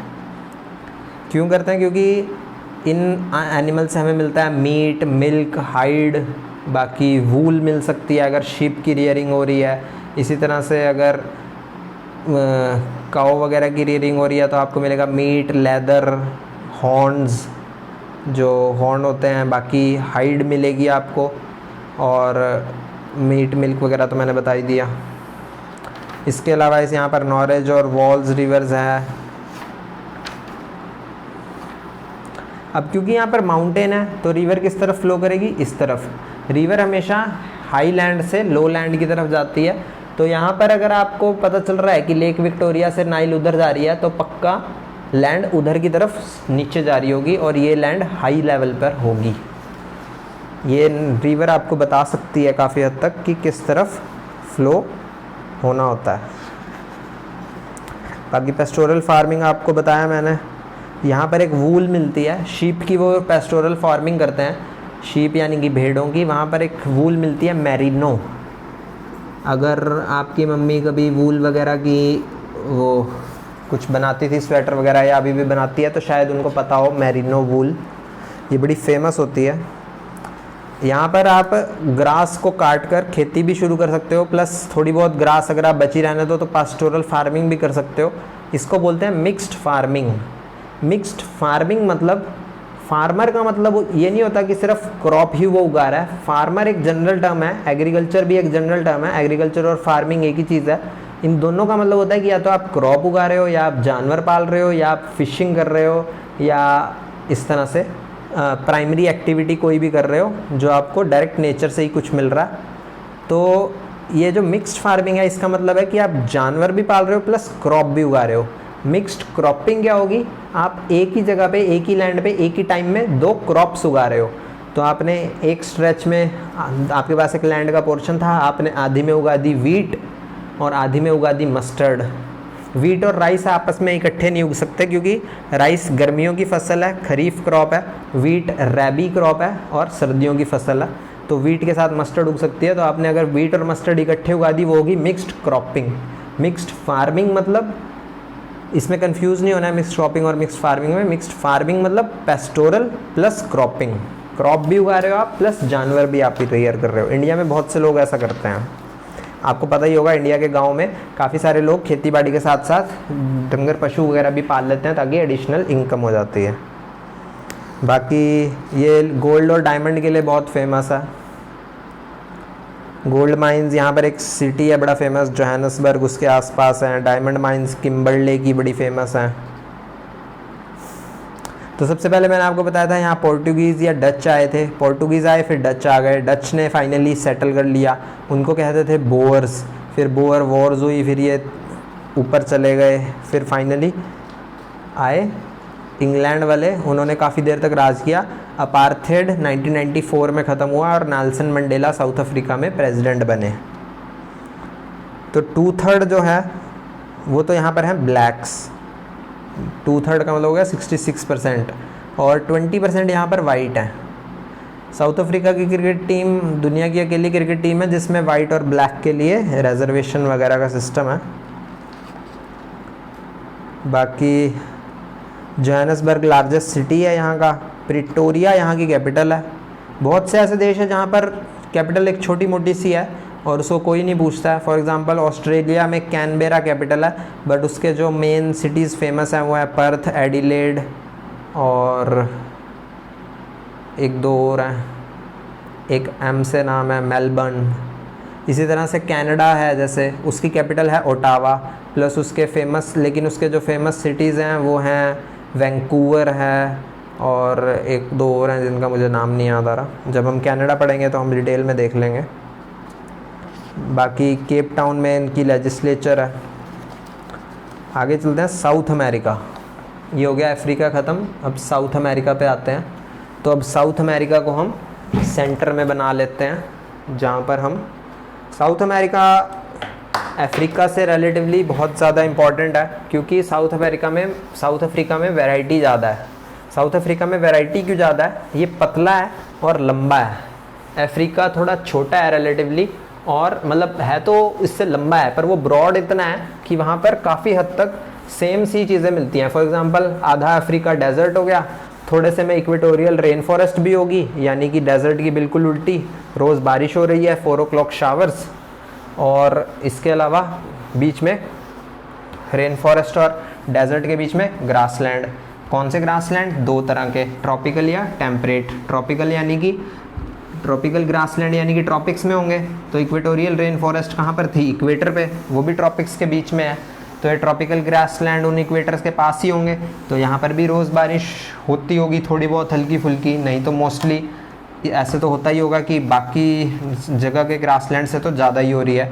तो यहाँ पर ट्रीज़ और ग्रासेस दोनों पाए जाते हैं, बाकी जगह पर ट्रीज़ और ग्रासेस दोनों नहीं पाए जाते। क्या पाया जाता है? टेम्परेट ग्रासलैंड में, टेम्परेट यानी कि ट्रॉपिक ऑफ कैप्रिकॉर्न से नीचे, ट्रॉपिक ऑफ कैंसर से ऊपर, टेम्परेट यानी कि एक्स्ट्रा ट्रॉपिकल, अबव ट्रॉपिक्स या बिलो ट्रॉपिक्स आप कह सकते हो। तो अब हम साउथ अमेरिका को मेन मिडल में बनाएंगे। मैंने आपको बताया था कि ये जो नॉर्थ अमेरिका और साउथ अमेरिका है, ये इस्थमस ऑफ पनामा से जुड़े हुए हैं। तो ये जो पैसिफिक ओशन और अटलांटिक ओशन है, ये आपस में मिली हुई नहीं है।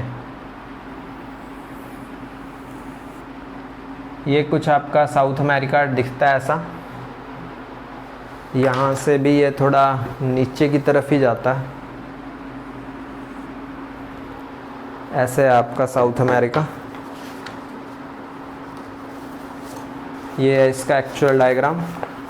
तो ये यहाँ से थोड़ा ऐसे है, फिर उसके बाद यहाँ से सीधा नीचे तक जाता है ऐसे, और उसके बाद यहाँ तक आते हुए फिर फैल जाता है, और उसके बाद ऐसे करके सीधा सा चला जाता है। तो अब इसको डिटेल में देखते हैं। साउथ अमेरिका कौन से नंबर पे आता है लार्जेस्ट होने में?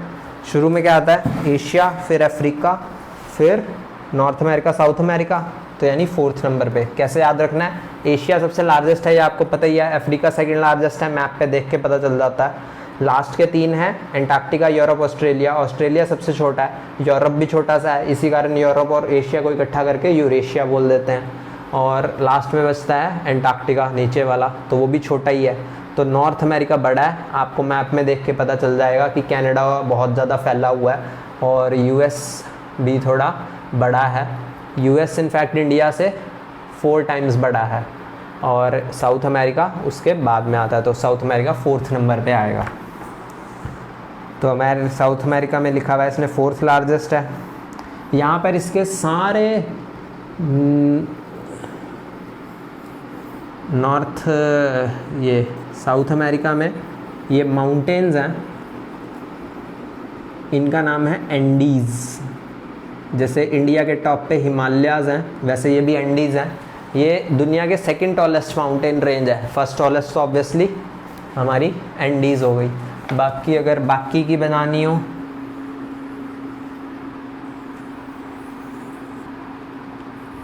तो ये जो कॉन्टिनेंटल ड्रिफ्ट थ्योरी है, ये जो एरिया है साउथ अमेरिका का, ये पूरा का पूरा इस अफ्रीका में फिक्स होता है। बिल्कुल एग्जैक्ट जैसे ये दिखती है वैसे ही ये दिखती है। ये भी वन ऑफ द प्रूफ है कि कॉन्टिनेंट्स ड्रिफ्ट हो रहे हैं, अब दूर जा रहे हैं, एक टाइम पे इकट्ठे थे। तो यहाँ पर ऊपर से नीचे तक एंडीज़ माउंटेन चेन है, दुनिया की 2nd लार्जेस्ट है एवरेज हाइट में। बाकी बहुत सी रिवर हैं, सबसे फेमस है यहाँ पर अमेजोनियन।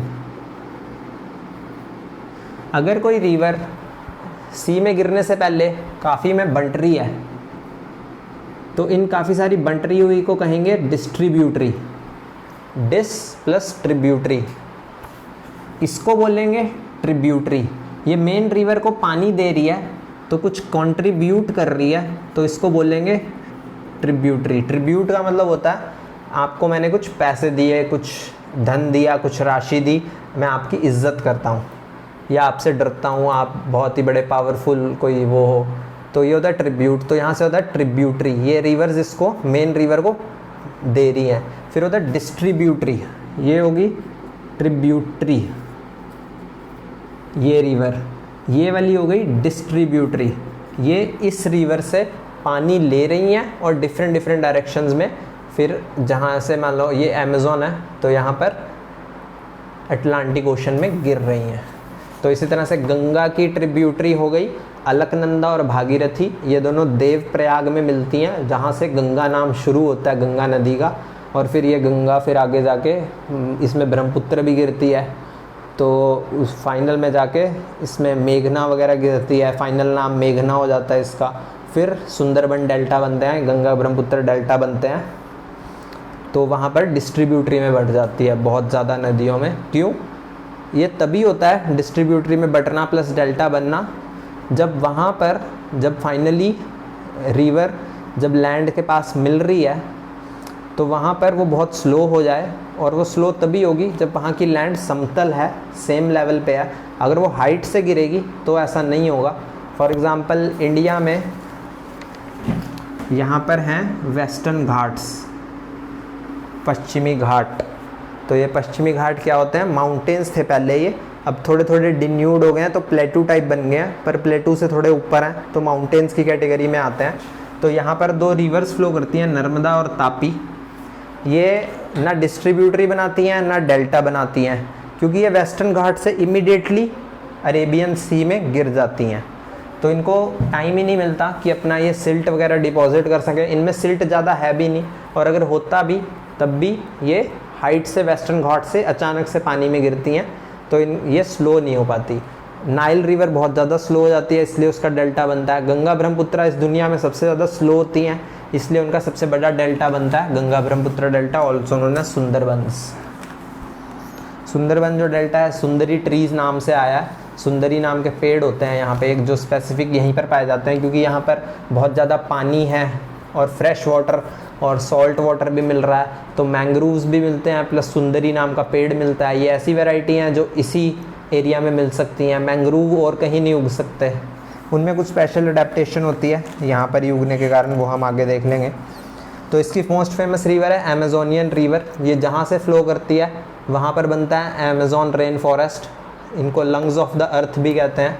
ये बहुत ज़्यादा बहुत बायोडाइवर्स लैंड है। इंडिया की वर्ल्ड की सबसे ज़्यादा बायोडाइवर्स लैंड यही है। बाकी इसके अलावा जो ज़्यादा बायोडाइवर्सिटी है वो आपको ओशन में मिलती है, जहाँ पर कोरल रीफ होते हैं।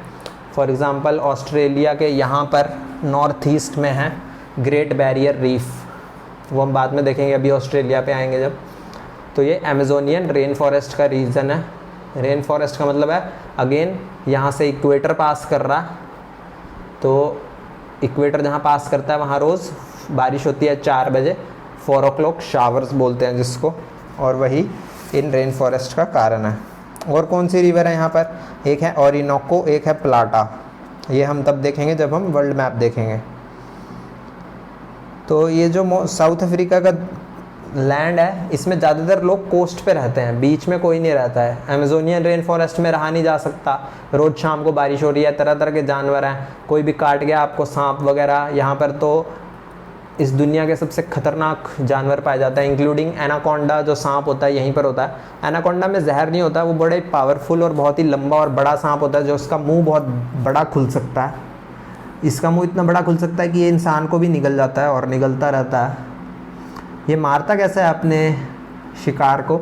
जैसे मान लीजिए कोई आदमी है तो ये एनाकोंडा उसको जकड़ लेता है, फिर जैसे जैसे वो आदमी सांस छोड़ता है दोबारा सांस लेने के लिए, ये अपनी पकड़ मजबूत करता जाता है। मैंने सांस छोड़ी, मेरे को जकड़ के रखा हुआ है, तो मैं वापस सांस नहीं ले पाऊँगा क्योंकि इसने मुझे और जकड़ लिया। फिर मैंने फिर से सांस छोड़ी, इसने मुझे और जकड़ लिया, और इस तरह से विक्टिम की डेथ हो जाती है। फिर ये सिर के रास्ते अपने विक्टिम को निगल जाता है। ये अमेज़न रेन फॉरेस्ट में पाया जाता है और बस यहीं पे मिलता है इस पूरी दुनिया में। बाकी साउथ अमेरिका पे चलते हैं। प्लांटेशन एग्रीकल्चर यहाँ पर बहुत होता है। प्लांटेशन एग्रीकल्चर का मतलब होता है कि आप एक ही क्रॉप उगा रहे हो उस लैंड पे और हमेशा के लिए एक ही क्रॉप उगाओगे और कुछ नहीं उगाओगे, या तो वो ट्री हो सकता है या कोई प्लांट हो सकता है, वो क्रॉप ट्री।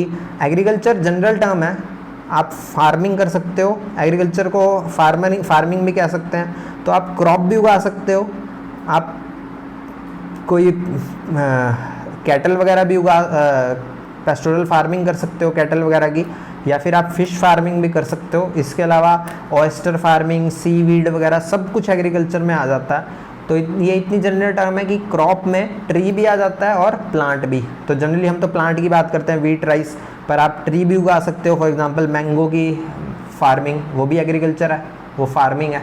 तो इसी तरह से एक होता है प्लांटेशन एग्रीकल्चर, उसमें आप एक ही प्लांट उगा रहे हो, एक ही ट्री या फिर एक ही ट्री उगा रहे हो और परमानेंट उस लैंड पे वही उगेगा। फॉर एग्जांपल असम के टी गार्डन, असम के चाय के बागान जो होते हैं, वहाँ पर सिर्फ चाय के ही पेड़ उगते हैं और कुछ नहीं उगता।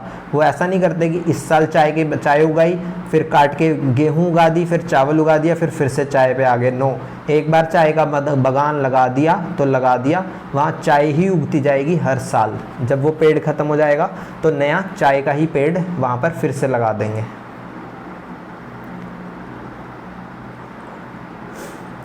यहाँ पर ये जो साउथ अमेरिका है, बीच में सेंट्रल अमेरिका है। नॉर्थ अमेरिका के 3 देश हैं, कनाडा, यूएस और मैक्सिको। ये है नॉर्थ अमेरिका। इसके अलावा बाकी सारा है सेंट्रल अमेरिका और ये है साउथ अमेरिका। तो नॉर्थ अमेरिका में 3 ही देश आते हैं, Canada, USA, Mexico. Central America में बहुत से देश आते हैं, Belize, Honduras, El Salvador, Guatemala, Panama, Nicaragua. शायद 1-2 मिस भी हो गए हों या शायद पूरे हो गए हों। तो ये सेंट्रल अमेरिका के 5-6 देश हैं। बाकी ये हैं साउथ अमेरिका के देश। कौन कौन से हैं? ब्राज़ील, इसके अलावा इधर है कोलंबिया। कोलंबिया वो अकेला देश है साउथ अमेरिका का जो पैसिफिक ओशन और अटलांटिक ओशन दोनों पे खुलता है, क्योंकि वो यहाँ कहीं पर है। तो पैसिफिक ओशन में भी खुल रहा है और अटलांटिक ओशन में भी कोलंबिया। उसके बाद इधर साइड है सूरीनाम, फ्रेंच गुयाना और वेनेजुएला। और इस तरफ है इक्वेडर और पेरू, पैरागे, यूरुगे, अर्जेंटीना। यहाँ पर एक पतला सा लंबा सा देश है चिली, CHILE। इसके अलावा ये है अर्जेंटीना, पैरागे, यूरुगे, ब्राज़ील, मैंने आपको बता दिया। तो ये जो सेंट्रल अमेरिका है और यहाँ पर एक आइलैंड्स हैं, वेस्ट इंडीज़। इसके अलावा और भी हैं, फॉर एग्ज़ाम्पल क्यूबा है। तो ये जो सेंट्रल अमेरिका, नॉर्थ अमेरिका का मैक्सिको है, वेस्ट इंडीज़ है, सारा सेंट्रल अमेरिका है, यानी कि Belize, Honduras, Nicaragua, Panama, etcetera etcetera, ये प्लस सारा साउथ अमेरिका, इसको बोलते हैं लैटिन अमेरिका। तो आपने ये नहीं सोचना कि लैटिन अमेरिका सिर्फ साउथ अमेरिका होता है। नो, साउथ अमेरिका प्लस सारे के सारे 6-7 देश सेंट्रल अमेरिका के, प्लस नॉर्थ अमेरिका में सिर्फ Mexico, plus West Indies. West Indies जो है एक कंट्री नहीं है, वो एक ग्रुप ऑफ कंट्री है। 11-12 देशों से, जो आइलैंड के छोटे छोटे देश हैं हर एक, उन देशों से बन के एक सुपर देश बना है वेस्ट इंडीज़। तो ये सारे साउथ अमेरिका, 6-7 सेंट्रल अमेरिका के, फिर वेस्ट इंडीज़, फिर मैक्सिको, ये सारे लैटिन अमेरिका में, लैटिन अमेरिका बोलते हैं इसको। इसको क्यों बोलते हैं लैटिन? जो यूरोप है वहाँ पर लैटिन भाषा से काफ़ी सारी भाषाएं निकली हैं। For example English, German, Spanish, Portuguese, जो भी ज़्यादातर भाषाएं वहाँ बोली जाती हैं वो लैटिन से आई हैं, जैसे हमारे यहाँ संस्कृत से आई हैं। तो इसी कारण यहाँ पर जो लैंग्वेज बोली जाती है वो भी मोस्टली लैटिन भाषा से आई हैं। फॉर एग्ज़ाम्पल ये जो साउथ अमेरिका है इसमें ब्राज़ील है, यहाँ पर ये है ब्राज़ील, जिसमें अमेज़ोनियन रेन फॉरेस्ट का ज़्यादातर हिस्सा आ जाता है। थोड़ा बहुत दूसरे देशों में रहता है, जैसे वेनेजुएला में रहता है थोड़ा बहुत। तो ये जो ब्राज़ील है, यहाँ पर पोर्टुगीज़ का राज था, ब्राज़ील में पोर्टुगीज़ का राज था।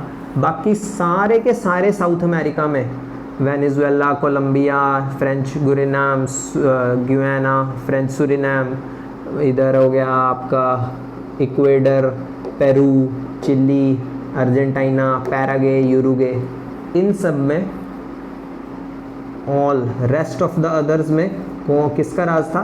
स्पेन का।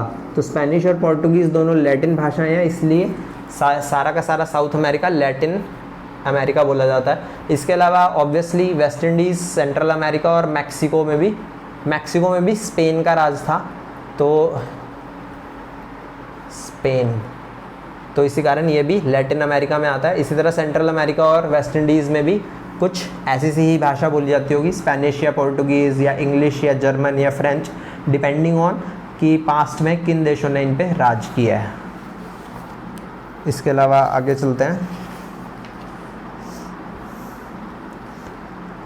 तो प्लांटेशन एग्रीकल्चर मतलब एक ही क्रॉप उगाते जा रहे हो आप। फॉर एग्जांपल इंडिया में चाय के बागान, कॉफ़ी के बागान, केरला में जो स्पाइसेस जहाँ पर उगती हैं वहाँ पर और कुछ नहीं उगता, बस वही उगता है। तो इसने डिफाइन कैसे किया है, scientific and commercial type of farming specialising in a single crop, एक ही क्रॉप।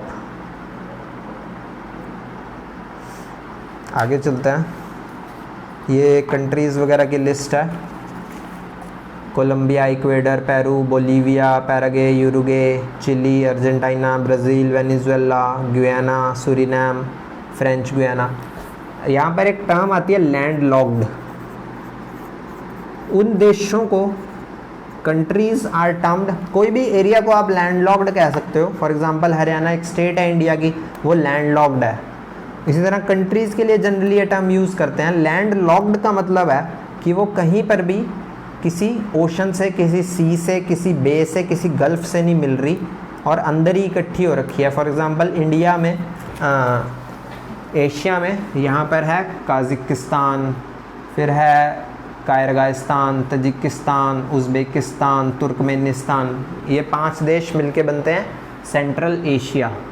ये लैंड लॉक्ड है क्योंकि ये Arctic Ocean, Atlantic Ocean, Indian Ocean, Red Sea, Mediterranean Sea किसी से नहीं मिल रहे, पर्शियन गल्फ किसी से नहीं मिल रहे, ये लैंड लॉक्ड देश हैं।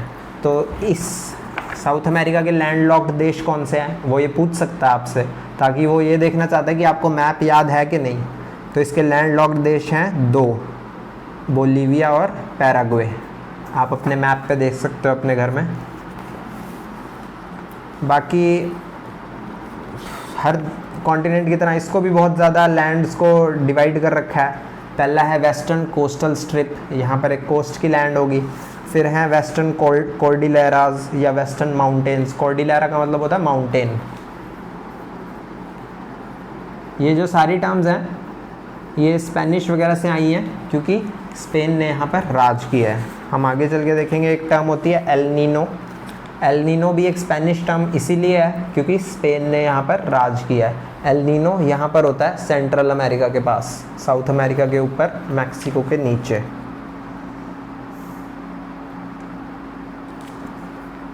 तो और क्या क्या है, वेस्टर्न कोस्ट है, वेस्टर्न माउंटेन्स हैं, एंडीज जिनका नाम है, और है सेंट्रल प्लेन्स और ईस्टर्न हाईलैंड्स। सेंट्रल प्लेन्स और ईस्टर्न हाईलैंड्स। आगे देखते हैं एक एक करके। तो वेस्टर्न कोस्टल स्ट्रिप यहाँ पे बहुत छोटी सी है क्योंकि एंडीज़ पर्वत हैं। तो अब एंडीज़ रेंज है तो यहाँ पर तो जो रिवर होगी बहुत ही छोटी सी होगी और इमीडिएटली ड्रेन कर जाएगी, बहुत लंबी नहीं होगी, कहीं से कोई सिल्ट नहीं ला रही होगी। इस तरफ की रिवर सारी लंबी होंगी, दूर तक ड्रेन करेंगी। फॉर एग्जांपल अमेज़न जो रिवर है वो एंडीज़ के पास ही क्रिएट होनी चाहिए क्योंकि इक्वेटोरियल रेन फॉरेस्ट, इक्वेटर यहाँ से जा रहा है, रोज़ शाम को 5-4 बजे बारिश हो रही है, 4-5 बजे, तो यहाँ पर पानी तो बहुत ज़्यादा गिर रहा है। अब एंडीज़ जो है कोस्ट के बिल्कुल साथ है तो ज़्यादातर पानी इधर ही जा रहा होगा। तो इसी कारण अमेज़न जो है, नाइल जो है अफ्रीका में, वो लॉन्गेस्ट रिवर है। 2 होती हैं, ब्लू नाइल और वाइट नाइल, फिर ये मिल जाती हैं, फिर एक ही सिंगल नाइल बनती है। ये लॉन्गेस्ट है और ये जो है, या लार्जेस्ट कह लो या कह लो carrying largest amount of water, carrying most amount of water. सबसे ज़्यादा पानी अमेज़न में होता है। और अगर आप डिस्कवरी या नेशनल जियोग्राफिक देखते हो तो आप देखोगे कि सच में बहुत ज़्यादा पानी इनमें से गुजरता है और इसी रिवर में मेनली एनाकोंडा भी पाए जाते हैं। इस पानी का, ज़्यादातर पानी का क्या कारण है, इक्वेटोरियल लैंड से फ्लो कर रही है और इक्वेटोरियल लैंड तक ही ड्रेन कर रही है। ये जो इक्वेटर है ये कुछ ऐसे जाता है। नाइल के केस में इक्वेटर यहाँ से जाता है, तो ये जहाँ ओरिजिनेट सा कर रही है लेक विक्टोरिया के पास और आगे जा रही है, तो वहाँ पर तो बारिश हो रही है, पर आगे वो जा रही है ट्रॉपिक ऑफ कैंसर से। ट्रॉपिक्स पे डेजर्ट होते हैं, तो यहाँ पर सहारा डेजर्ट है, ये सारा सहारा डेजर्ट है, तो इस कारण नाइल का पानी बहुत कम हो जाता है। ये लॉन्गेस्ट है पर इसमें पानी बहुत कम है, इसमें पानी बहुत ज़्यादा है। वर्ल्ड का लार्जेस्ट पानी इसी में है। फिर है वेस्टर्न माउंटेन्स, ये एंडीज़ हैं, इनको यंग फोल्ड माउंटेन्स भी बोलते हैं। यंग मतलब अभी अभी बने हैं, और फोल्ड का मतलब होता है जब दो टेक्टोनिक प्लेट्स का मतलब होता है हमारी जो धरती है, वो लैंड है धरती पे जो, इनफैक्ट ओशन भी, वो टेक्टोनिक प्लेट्स में डिवाइडेड है। फॉर एग्जांपल पैसिफिक ओशन के नीचे जो लैंड है वो सारी की सारी जुड़ी हुई है, तो एक प्लेट है उसका नाम है पैसिफिक प्लेट। इसी तरह जो हमारा इंडिया है वो एक ही लैंड का, एक ही प्लेट का पार्ट है, उसको बोलते हैं इंडो ऑस्ट्रेलियन प्लेट। इंडिया और ऑस्ट्रेलिया एक ही प्लेट पे लाई करते हैं और इकट्ठे मूव करते हैं, इसका मतलब ये है। इसी तरह से एक अफ्रीकन प्लेट है। एंटार्क्टिक जो ओशन है, अटलांटिक जो ओशन है, ये वाली, ये किसी प्लेट का पार्ट नहीं है, यहाँ पर कोई अटलांटिक प्लेट नहीं है, क्योंकि ये हाफ में टूटी हुई है। तो इधर वाला हाफ आ जाता है साउथ अमेरिका प्लेट में, ऊपर वाला हाफ आ जाता है साउथ अटलांटिक ओशन का नॉर्थ अमेरिकन प्लेट का हिस्सा, इधर वाला हाफ आ जाता है यूरेशियन प्लेट का हिस्सा, और इधर वाला हाफ अफ्रीकन प्लेट का हिस्सा। तो यानी कि टूटी हुई कुछ इस तरह से होगी, ये यहाँ से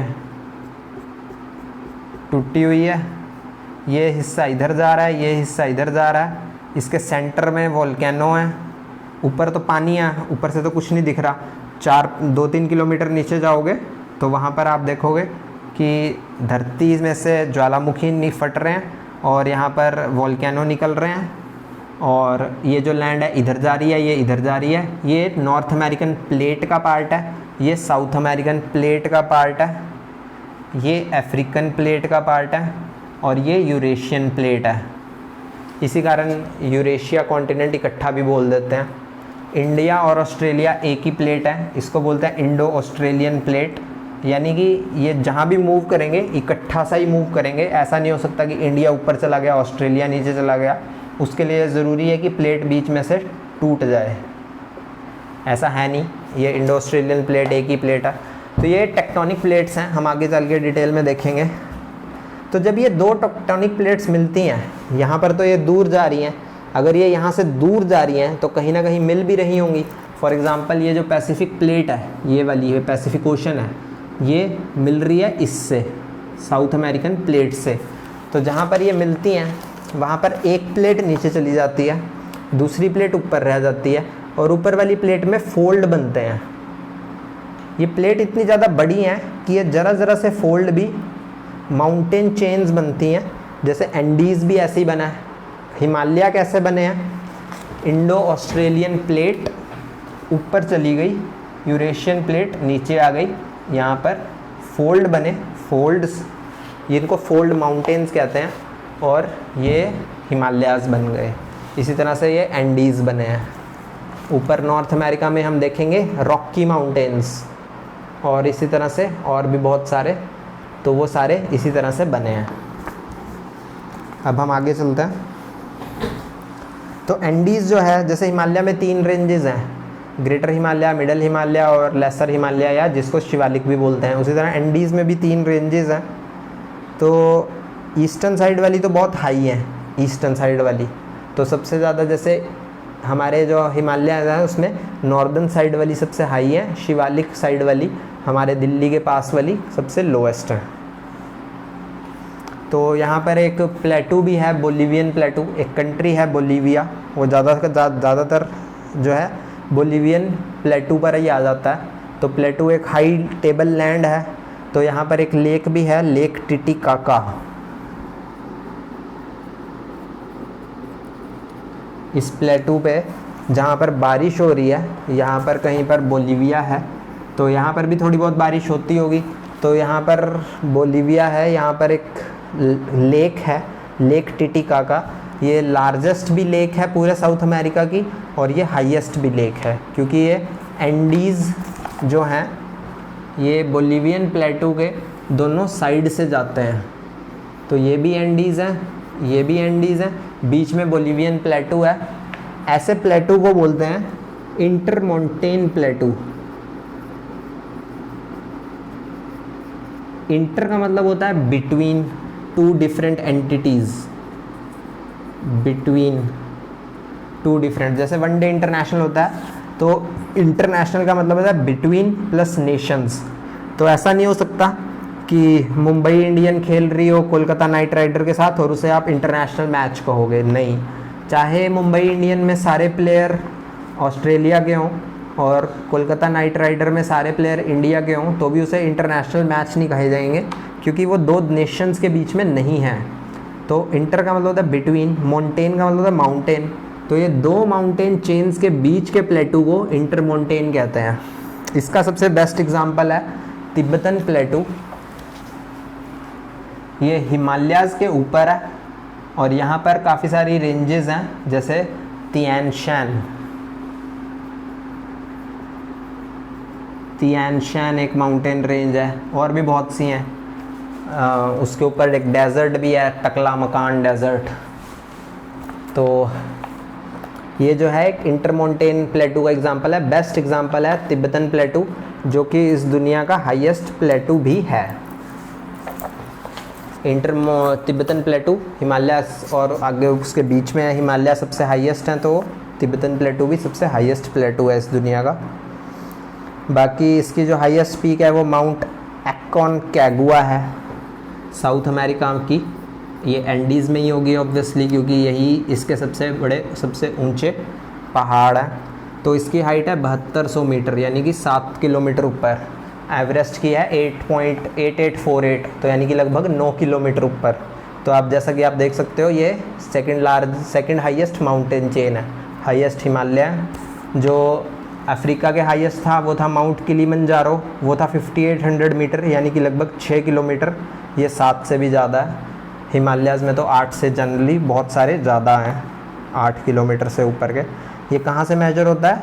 from the above mean sea level, AMSL।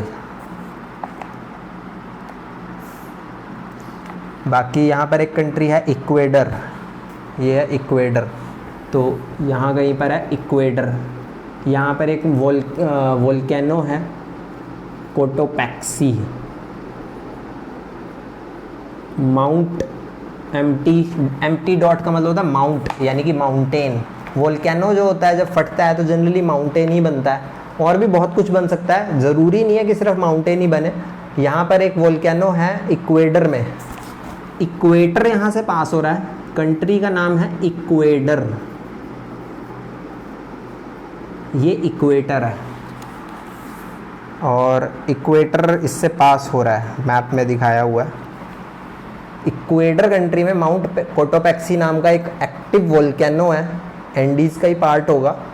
वो हाईएस्ट वो active volcano of the world है, ये माउंट कोटोपैक्सी।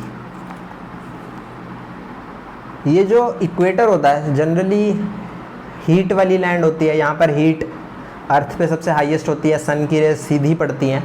पर यहाँ पर भी जो माउंटेन्स वगैरह होते हैं, फॉर एग्जांपल माउंट कोटोपैक्सी है, एक्टिव वोल्केनो का मतलब ये नहीं है कि वो इस वक्त फट रहा है as we talk.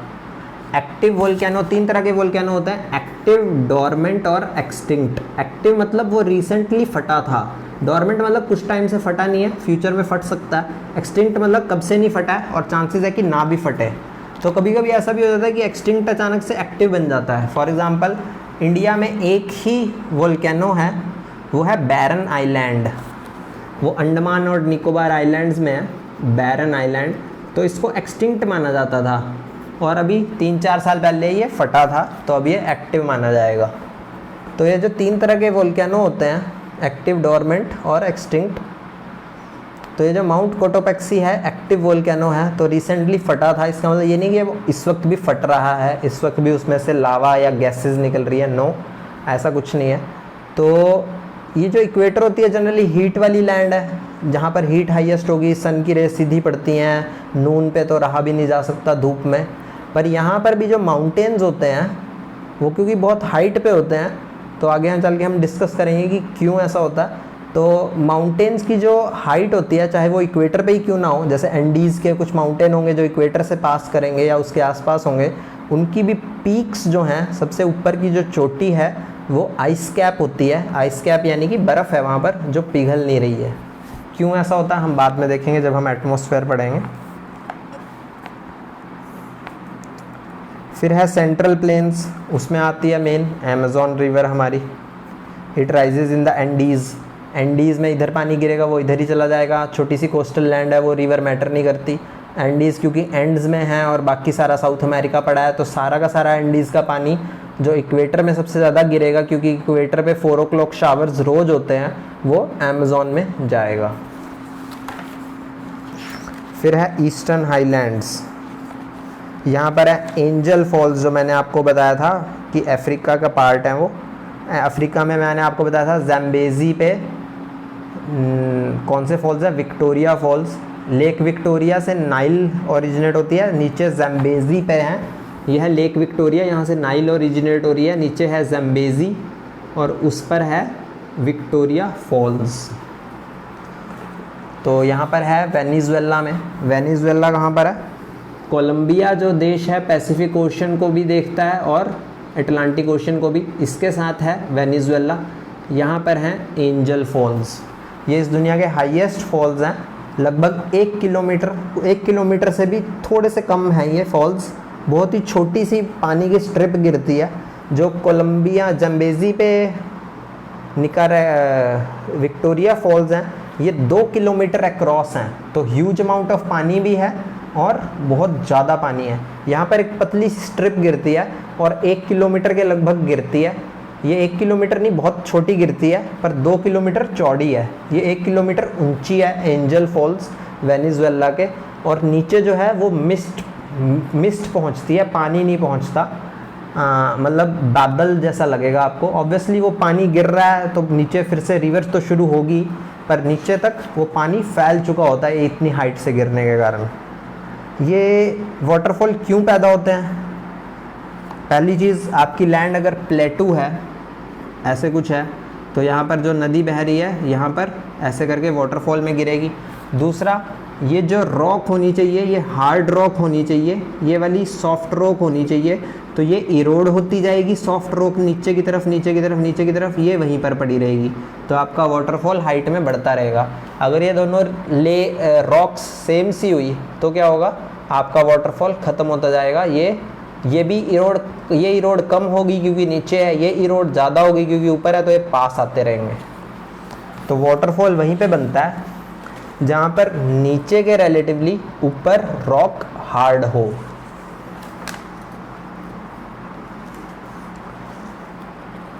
Climate and vegetation देख लेते हैं, ये सबसे इम्पॉर्टेंट है यहाँ पर। तो मैंने आपको बताया था कि ये जो साउथ अमेरिका है इसमें बहुत ज़्यादा हमें वैरायटी मिलती है अफ्रीका के बजाय। अफ्रीका में वैरायटी इसलिए नहीं मिलती क्योंकि उसको एक्सपेंस में बहुत ज़्यादा बड़ा है, ऊपर भी नीचे भी। ये पतला सा है और लंबा सा है काफ़ी, तो यहाँ पर बहुत ज़्यादा वैरायटी मिलती है आपको क्लाइमेट की। और क्लाइमेट की वैरायटी ही लगभग हर चीज़ की वैरायटी क्रिएट करती है। तो उसको देख लेते हैं हम। ये जो अमेज़न रिवर जहाँ से फ्लो कर रही थी, इक्वेटोरियल रेन फॉरेस्ट जहाँ से इक्वेटर गुजर रहा है, उसको लोकल लैंग्वेज में बोलते हैं सेल्वाज,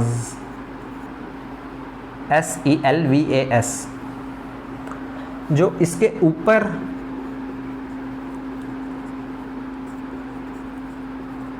मैंने आपको बताया था कि जहाँ से इक्वेटर जाएगा वहाँ पर इक्वेटोरियल रेन फॉरेस्ट होगी, 4 o'clock शावर्स होंगे, रोज़ 4 बजे बारिश होगी। तो इसके ऊपर जो ट्रॉपिक ऑफ कैंसर और ट्रॉपिक ऑफ कैप्रिकॉर्न जाते हैं, उनके बीच में ट्रॉपिक ऑफ कैंसर और ट्रॉपिक ऑफ कैप्रिकॉर्न जहाँ से जाते हैं वहाँ डेजर्ट होते हैं। ट्रॉपिक ऑफ कैंसर अफ्रीका से जा रहा है तो वहाँ पर सहारा डेजर्ट है। ट्रॉपिक ऑफ कैप्रिकॉर्न नीचे साउथ अमेरिका से जा रहा है तो वहाँ पर नामीब और कालाहारी डेजर्ट है। तो यहाँ पर भी ऐसा ही होगा। तो ट्रॉपिक ऑफ कैंसर यहाँ कहीं से जा रहा होगा उसके नीचे, और यहाँ ट्रॉपिक ऑफ कैप्रिकॉर्न नीचे से जा रहा होगा उसके ऊपर, और इक्वेटोरियल रेन फॉरेस्ट के आसपास, इक्वेटर के आसपास, ट्रॉपिक्स के बीच में ही, ट्रॉपिक जहाँ से जा रहे हैं वहाँ डेजर्ट होगा, बीच में इक्वेटोरियल रेन फॉरेस्ट होगी और इन दोनों के बीच में ऊपर और नीचे ग्रासलैंड होंगे। कौन से वाले? ट्रॉपिकल ग्रासलैंड, क्योंकि दोनों ट्रॉपिक्स के बीच में आ रहे हैं। तो ये दो ग्रासलैंड हैं, ललानोज और कैंपोज, LLANOS CAMPOS।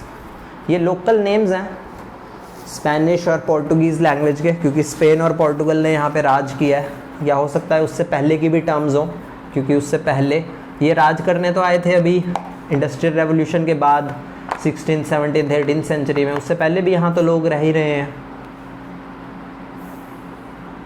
ये कौन से ग्रासलैंड होंगे? ट्रॉपिकल। तो ट्रॉपिकल ग्रासलैंड्स को क्या बोलते हैं? Savanna, SAVANNA।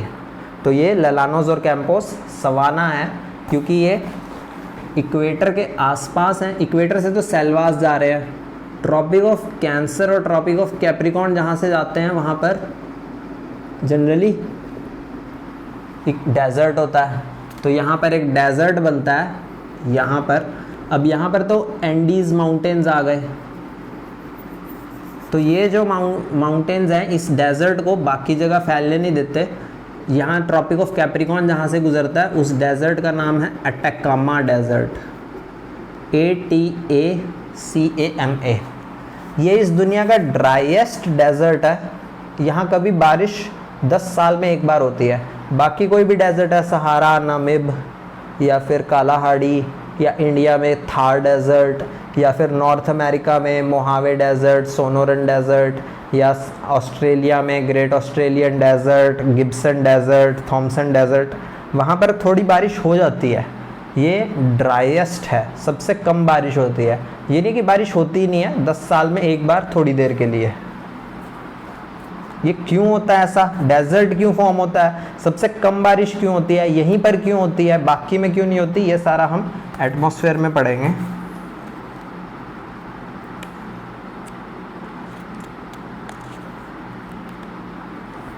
इसके नीचे जाते हैं कैंपोस के, तो यहाँ पर हमें मिलता है ग्रैन चाको। यहाँ पर आपको क्या मिल रहा था? Grass plus forest.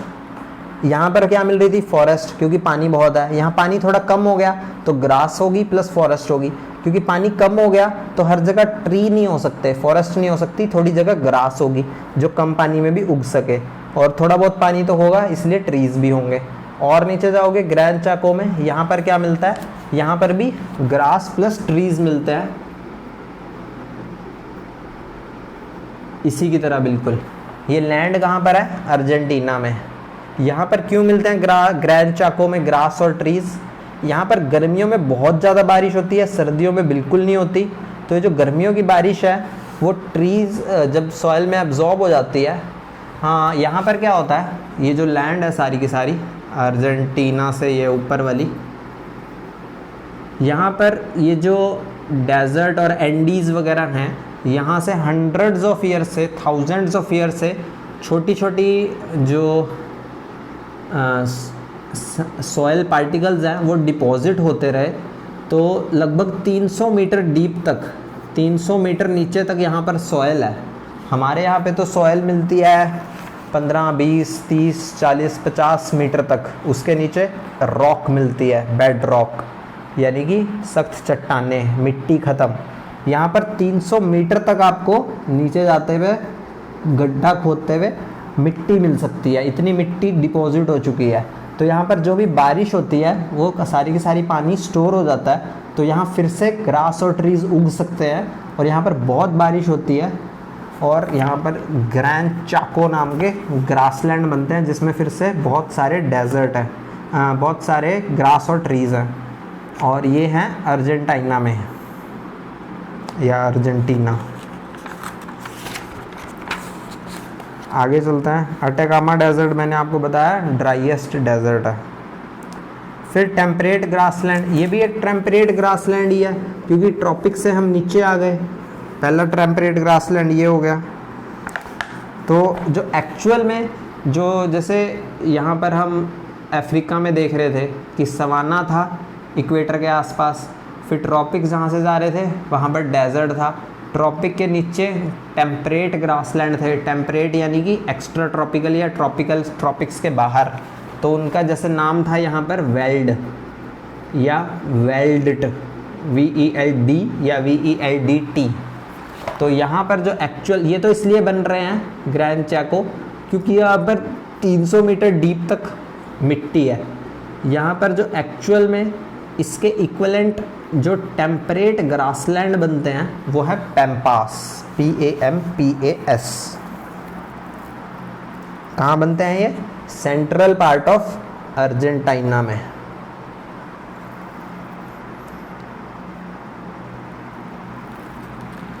और यहाँ पर है पैटागोनियन डेजर्ट, पैटागोनिया या पैटागोनियन डेजर्ट, PATAGONIA। ये क्यों बनता है? क्योंकि यहाँ से जो बारिश आ रही है, हम आगे चल के पढ़ेंगे वेस्टर्लीज वगैरह, तो यहाँ से जो बारिश की हवा आ रही है जो पैसिफिक ओशन से मॉइस्चर लेकर आ रही है, वो जब एंडीज़ पे चढ़ती है तो उसी साइड बारिश हो जाती है, उसको बोलते हैं विंडवर्ड साइड। और दूसरी साइड बारिश नहीं पड़ती, उसको बोलते हैं रेन शेडो एरिया, मतलब बारिश की वहाँ पर शेडो है, बारिश नहीं पड़ रही, या उसको लीवार्ड साइड भी बोलते हैं, लीवार्ड। जिस साइड बारिश हो रही है एंडीज़ के इसी तरफ, जहाँ से ये हवा चढ़ रही है एंडीज़ पे, इसी साइड बारिश हो रही है, उसे बोलेंगे विंडवर्ड, विंड की तरफ वाली। दूसरे को बोलेंगे लीवार्ड, छुपी हुई, या रेन शेडो। रेन की वहाँ पर शेडो ही है, बस बारिश इधर हो रही, शेडो उधर पड़ रही है, यानी बारिश नहीं हो रही दूसरी साइड। उसके कारण यहाँ पैटागोनियन डेजर्ट बनता है। एंडीज़ मॉइस्चर वाली हवा यहाँ तक नहीं पहुँचने देते।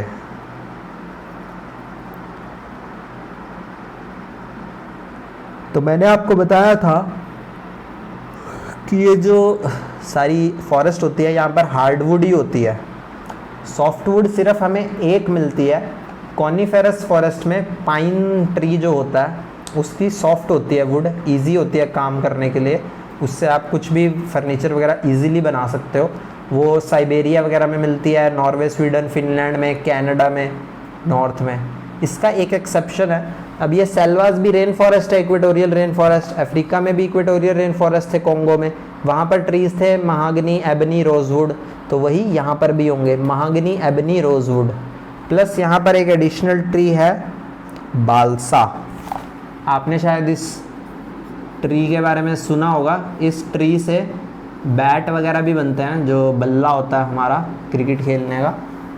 ये हल्की होती है, सॉफ्टवुड होती है, तो ये भी यहाँ पर मिलती है। बाकी सारी इन जनरल इस दुनिया की जितनी भी फॉरेस्ट है, कॉनिफेरस को छोड़ के, वहाँ हार्डवुड मिलती है, सख्त लकड़ी। फॉर एग्जाम्पल एक यहाँ पर है क्यूब्रैको। क्यूब्रैको एक BRACHO, ये भी ऑब्वियसली स्पेनिश या पोर्टुगीज़ की टर्म होगी, उन्होंने यहाँ पर राज किया है। तो क्यूब्रैको का मतलब होता है एक्स ब्रेकर। जो पेड़ काटने के लिए औजार यूज़ करते हैं उसे बोलते हैं एक्स। लकड़हारा जो होता है एक्स यूज़ करता है, तो इसका मतलब होता है एक्स ब्रेकर। ये इतना हार्ड ट्री है कि एक्स टूट जाती है लकड़हारों की, जो लकड़ी काट रहे होते हैं।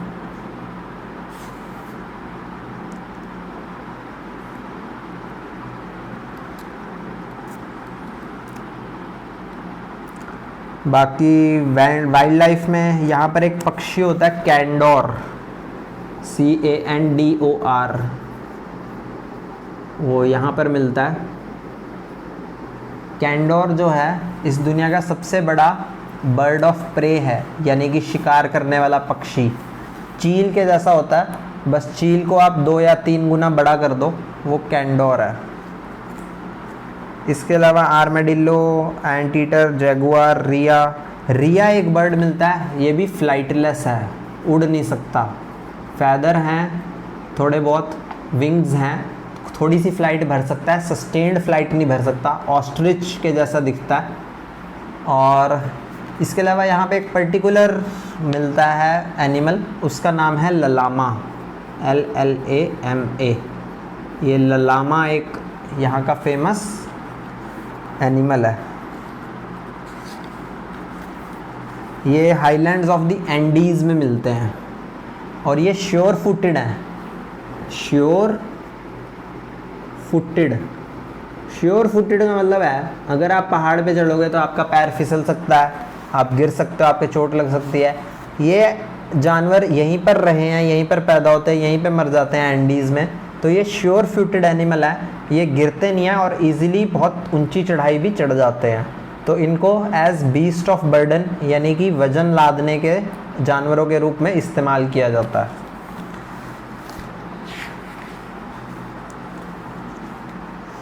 ये कैमल फैमिली से बिलोंग करते हैं, हॉर्स से नहीं, कैमल ऊंट की फैमिली से बिलोंग करते हैं।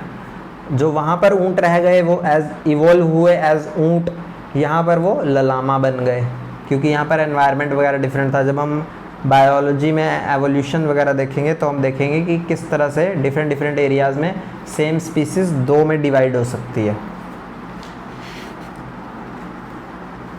बाकी इसी ललामा के छोटे एक स्पीसीज़ है उसको बोलते हैं अल्पाका। और ललामा की जो वाइल्ड वैरायटी है, ललामा तो वो हैं जो लोगों ने पाल रखे हैं और श्योर फुटेड है और बीस्ट ऑफ बर्डन है, वजन लादने के लिए यूज़ होते हैं। जो जंगल में रहते हैं उनको बोलते हैं ग्वानको।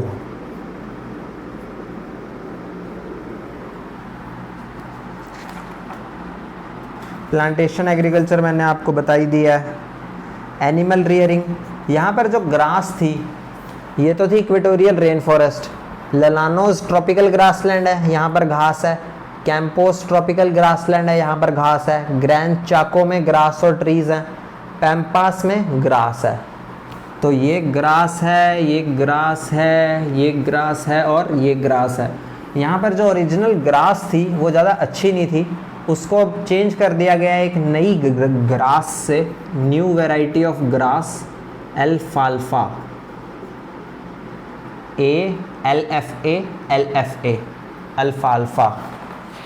ये बहुत ज़्यादा न्यूट्रिशियस है और कैटल जो है, काऊ और बफेलो वगैरह, वो बहुत जल्दी इस ग्रास को खा के फूल जाती हैं, यानी कि बहुत ज़्यादा मीट मिलता है जब हम उन्हें काटते हैं बाद में। अल्फाल्फा जो है एक लेग्यूमिनस प्लांट भी है। लेग्यूमिनस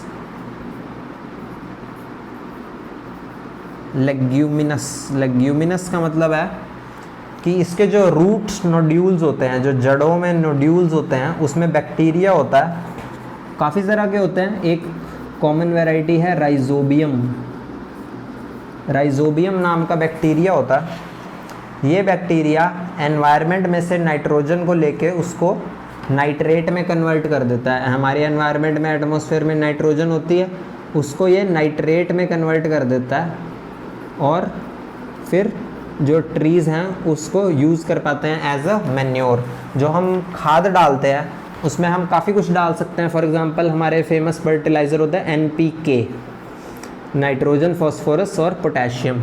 तो मेनली N सबसे पहले इसलिए लिखा जाता है क्योंकि सबसे ज़्यादा यही डलता है पेड़ों में। कोई भी क्रॉप आपको उगानी है, ट्री आपको उगाना है, नाइट्रोजन सबसे ज़्यादा चाहिए, सबसे ज़्यादा ज़रूरी है। फॉस्फोरस और पोटेशियम भी बहुत ज़रूरी है पर कम मात्रा में चाहिए। तो NPK में नाइट्रोजन सबसे ज़्यादा ज़रूरी है। तो जब आप वो डाल रहे हो तो आप नाइट्रेट वगैरह ही डाल रहे हो। नाइट्रेट जब आप फर्टिलाइज़र वगैरह डाल रहे हो तो ये जो प्लांट है, लेग्यूमिनस प्लांट है अल्फाल्फा, एक तो ये न्यूट्रिशियस है, कैटल जल्दी फूल रही है, आपको बहुत ज़्यादा मीट मिलेगा। दूसरा, इसकी रूट नोड्यूल्स में ये लेग्यूमिनस है तो इसकी रूट नोड्यूल में राइजोबियम बैक्टीरिया होता है जो एटमॉस्फेरिक नाइट्रोजन को नाइट्रेट में कन्वर्ट कर देता है, यानी कि मैन्योर और फर्टिलाइज़र में कन्वर्ट कर देता है। और बाकी सारी, अगर आप कुछ और भी उगाते हो अल्फाल्फा काट के बाद में, तो आपको एक जो पहले लैंड थी उससे ज़्यादा फर्टिलाइज्ड लैंड मिलेगी और अच्छी खेती भी होगी।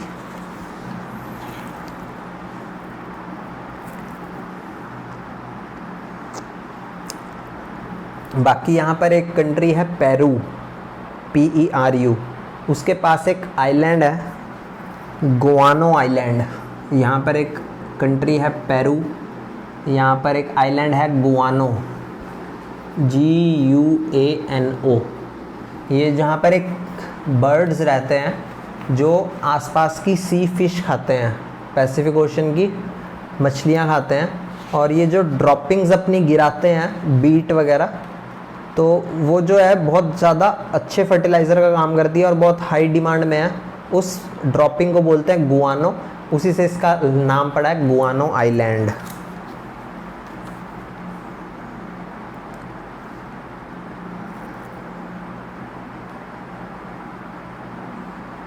इन बर्ड्स का नाम भी गुआनो बर्ड्स ही है। तो यहाँ के लोग क्या क्या हैं? यहाँ पर 3 मेन लोग हैं। पहले हैं अमेरिकन इंडियंस, लोग वगैरह यहाँ के देख लेते हैं। पहला है अमेरिकन इंडियंस। ये टर्म इंडियंस कहाँ से आती है? मैंने आपको बताया था कि हिस्ट्री में हम बहुत ज़्यादा अमीर थे। India was one of the richest country, in fact it was for most of the history richest country in the world. तो पूरी दुनिया इंडिया से ट्रेड करना चाहती थी, तो हर कोई इंडिया के से ट्रेड बढ़ाना चाहता था। इसके 2 तरीके थे, या तो आप लैंड के थ्रू इंडिया के पास आ जाओ, फॉर एग्जांपल यूरोप से लैंड के थ्रू इंडिया आया जा सकता है। अगर लैंड आपकी ब्लॉक कर दी किसी और राजा ने ताकि वही ट्रेड करे, आप ना कर पाओ, तो इंडिया आने का क्या तरीका है? सी से आना पड़ेगा, समुद्री जहाज यूज़ करके आना पड़ेगा।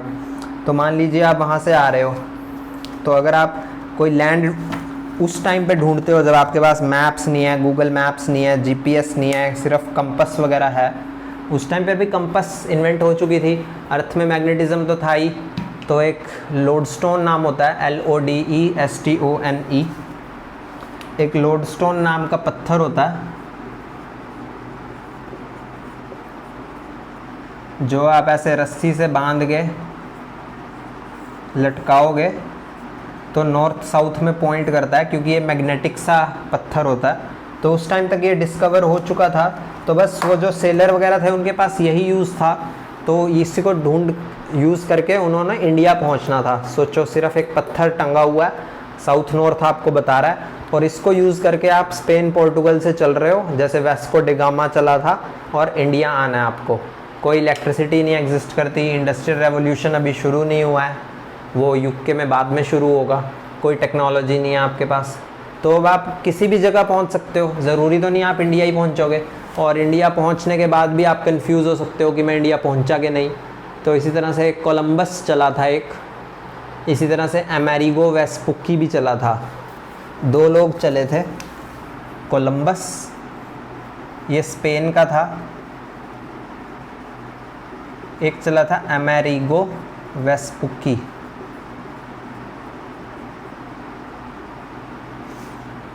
तो ये मुझे पता नहीं कौन सी कंट्री का था अमेरिगो वेस्पुक्की।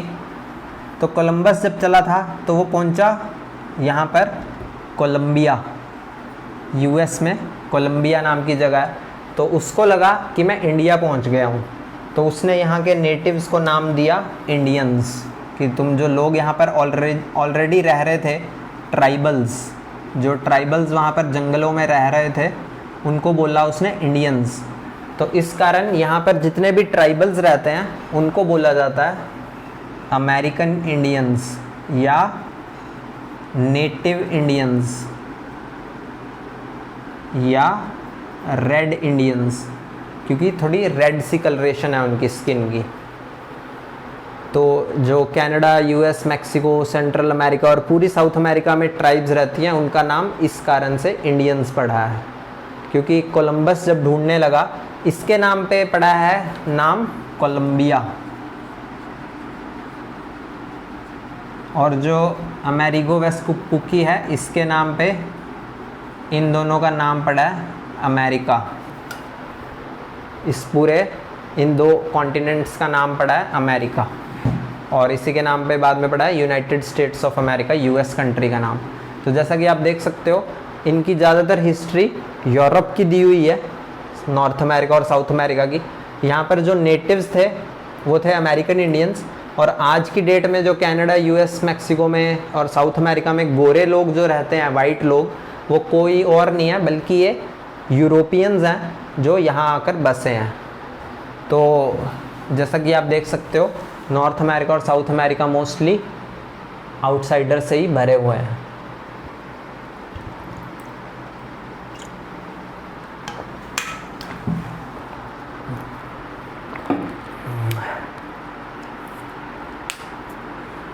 तो यहाँ पर 3 मेन रेशियल ग्रुप हैं।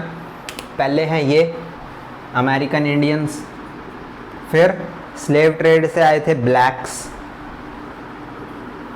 और मैंने आपको बताया कौन आए थे, यूरोपियंस। या तो शुरू से रह रहे थे, या अफ्रीका से उठा के लाए गए, या यूरोप वाले अपनी मर्जी से आके बस गए। तो ये जो इनके आपस में बच्चे भी होंगे जब ये आपस में शादियाँ करेंगे, तो ये मिक्स्ड रेस होगी, मिक्स्ड ब्रीड होगी। तो जब ये शादी करेंगे तो उनको कुछ और कहा जाएगा, ये कुछ और, ये कुछ और। इनके क्या क्या नाम है एक बार आप सुन लो बस। मैस्टिजोज होते हैं इंडियन और यूरोपियन।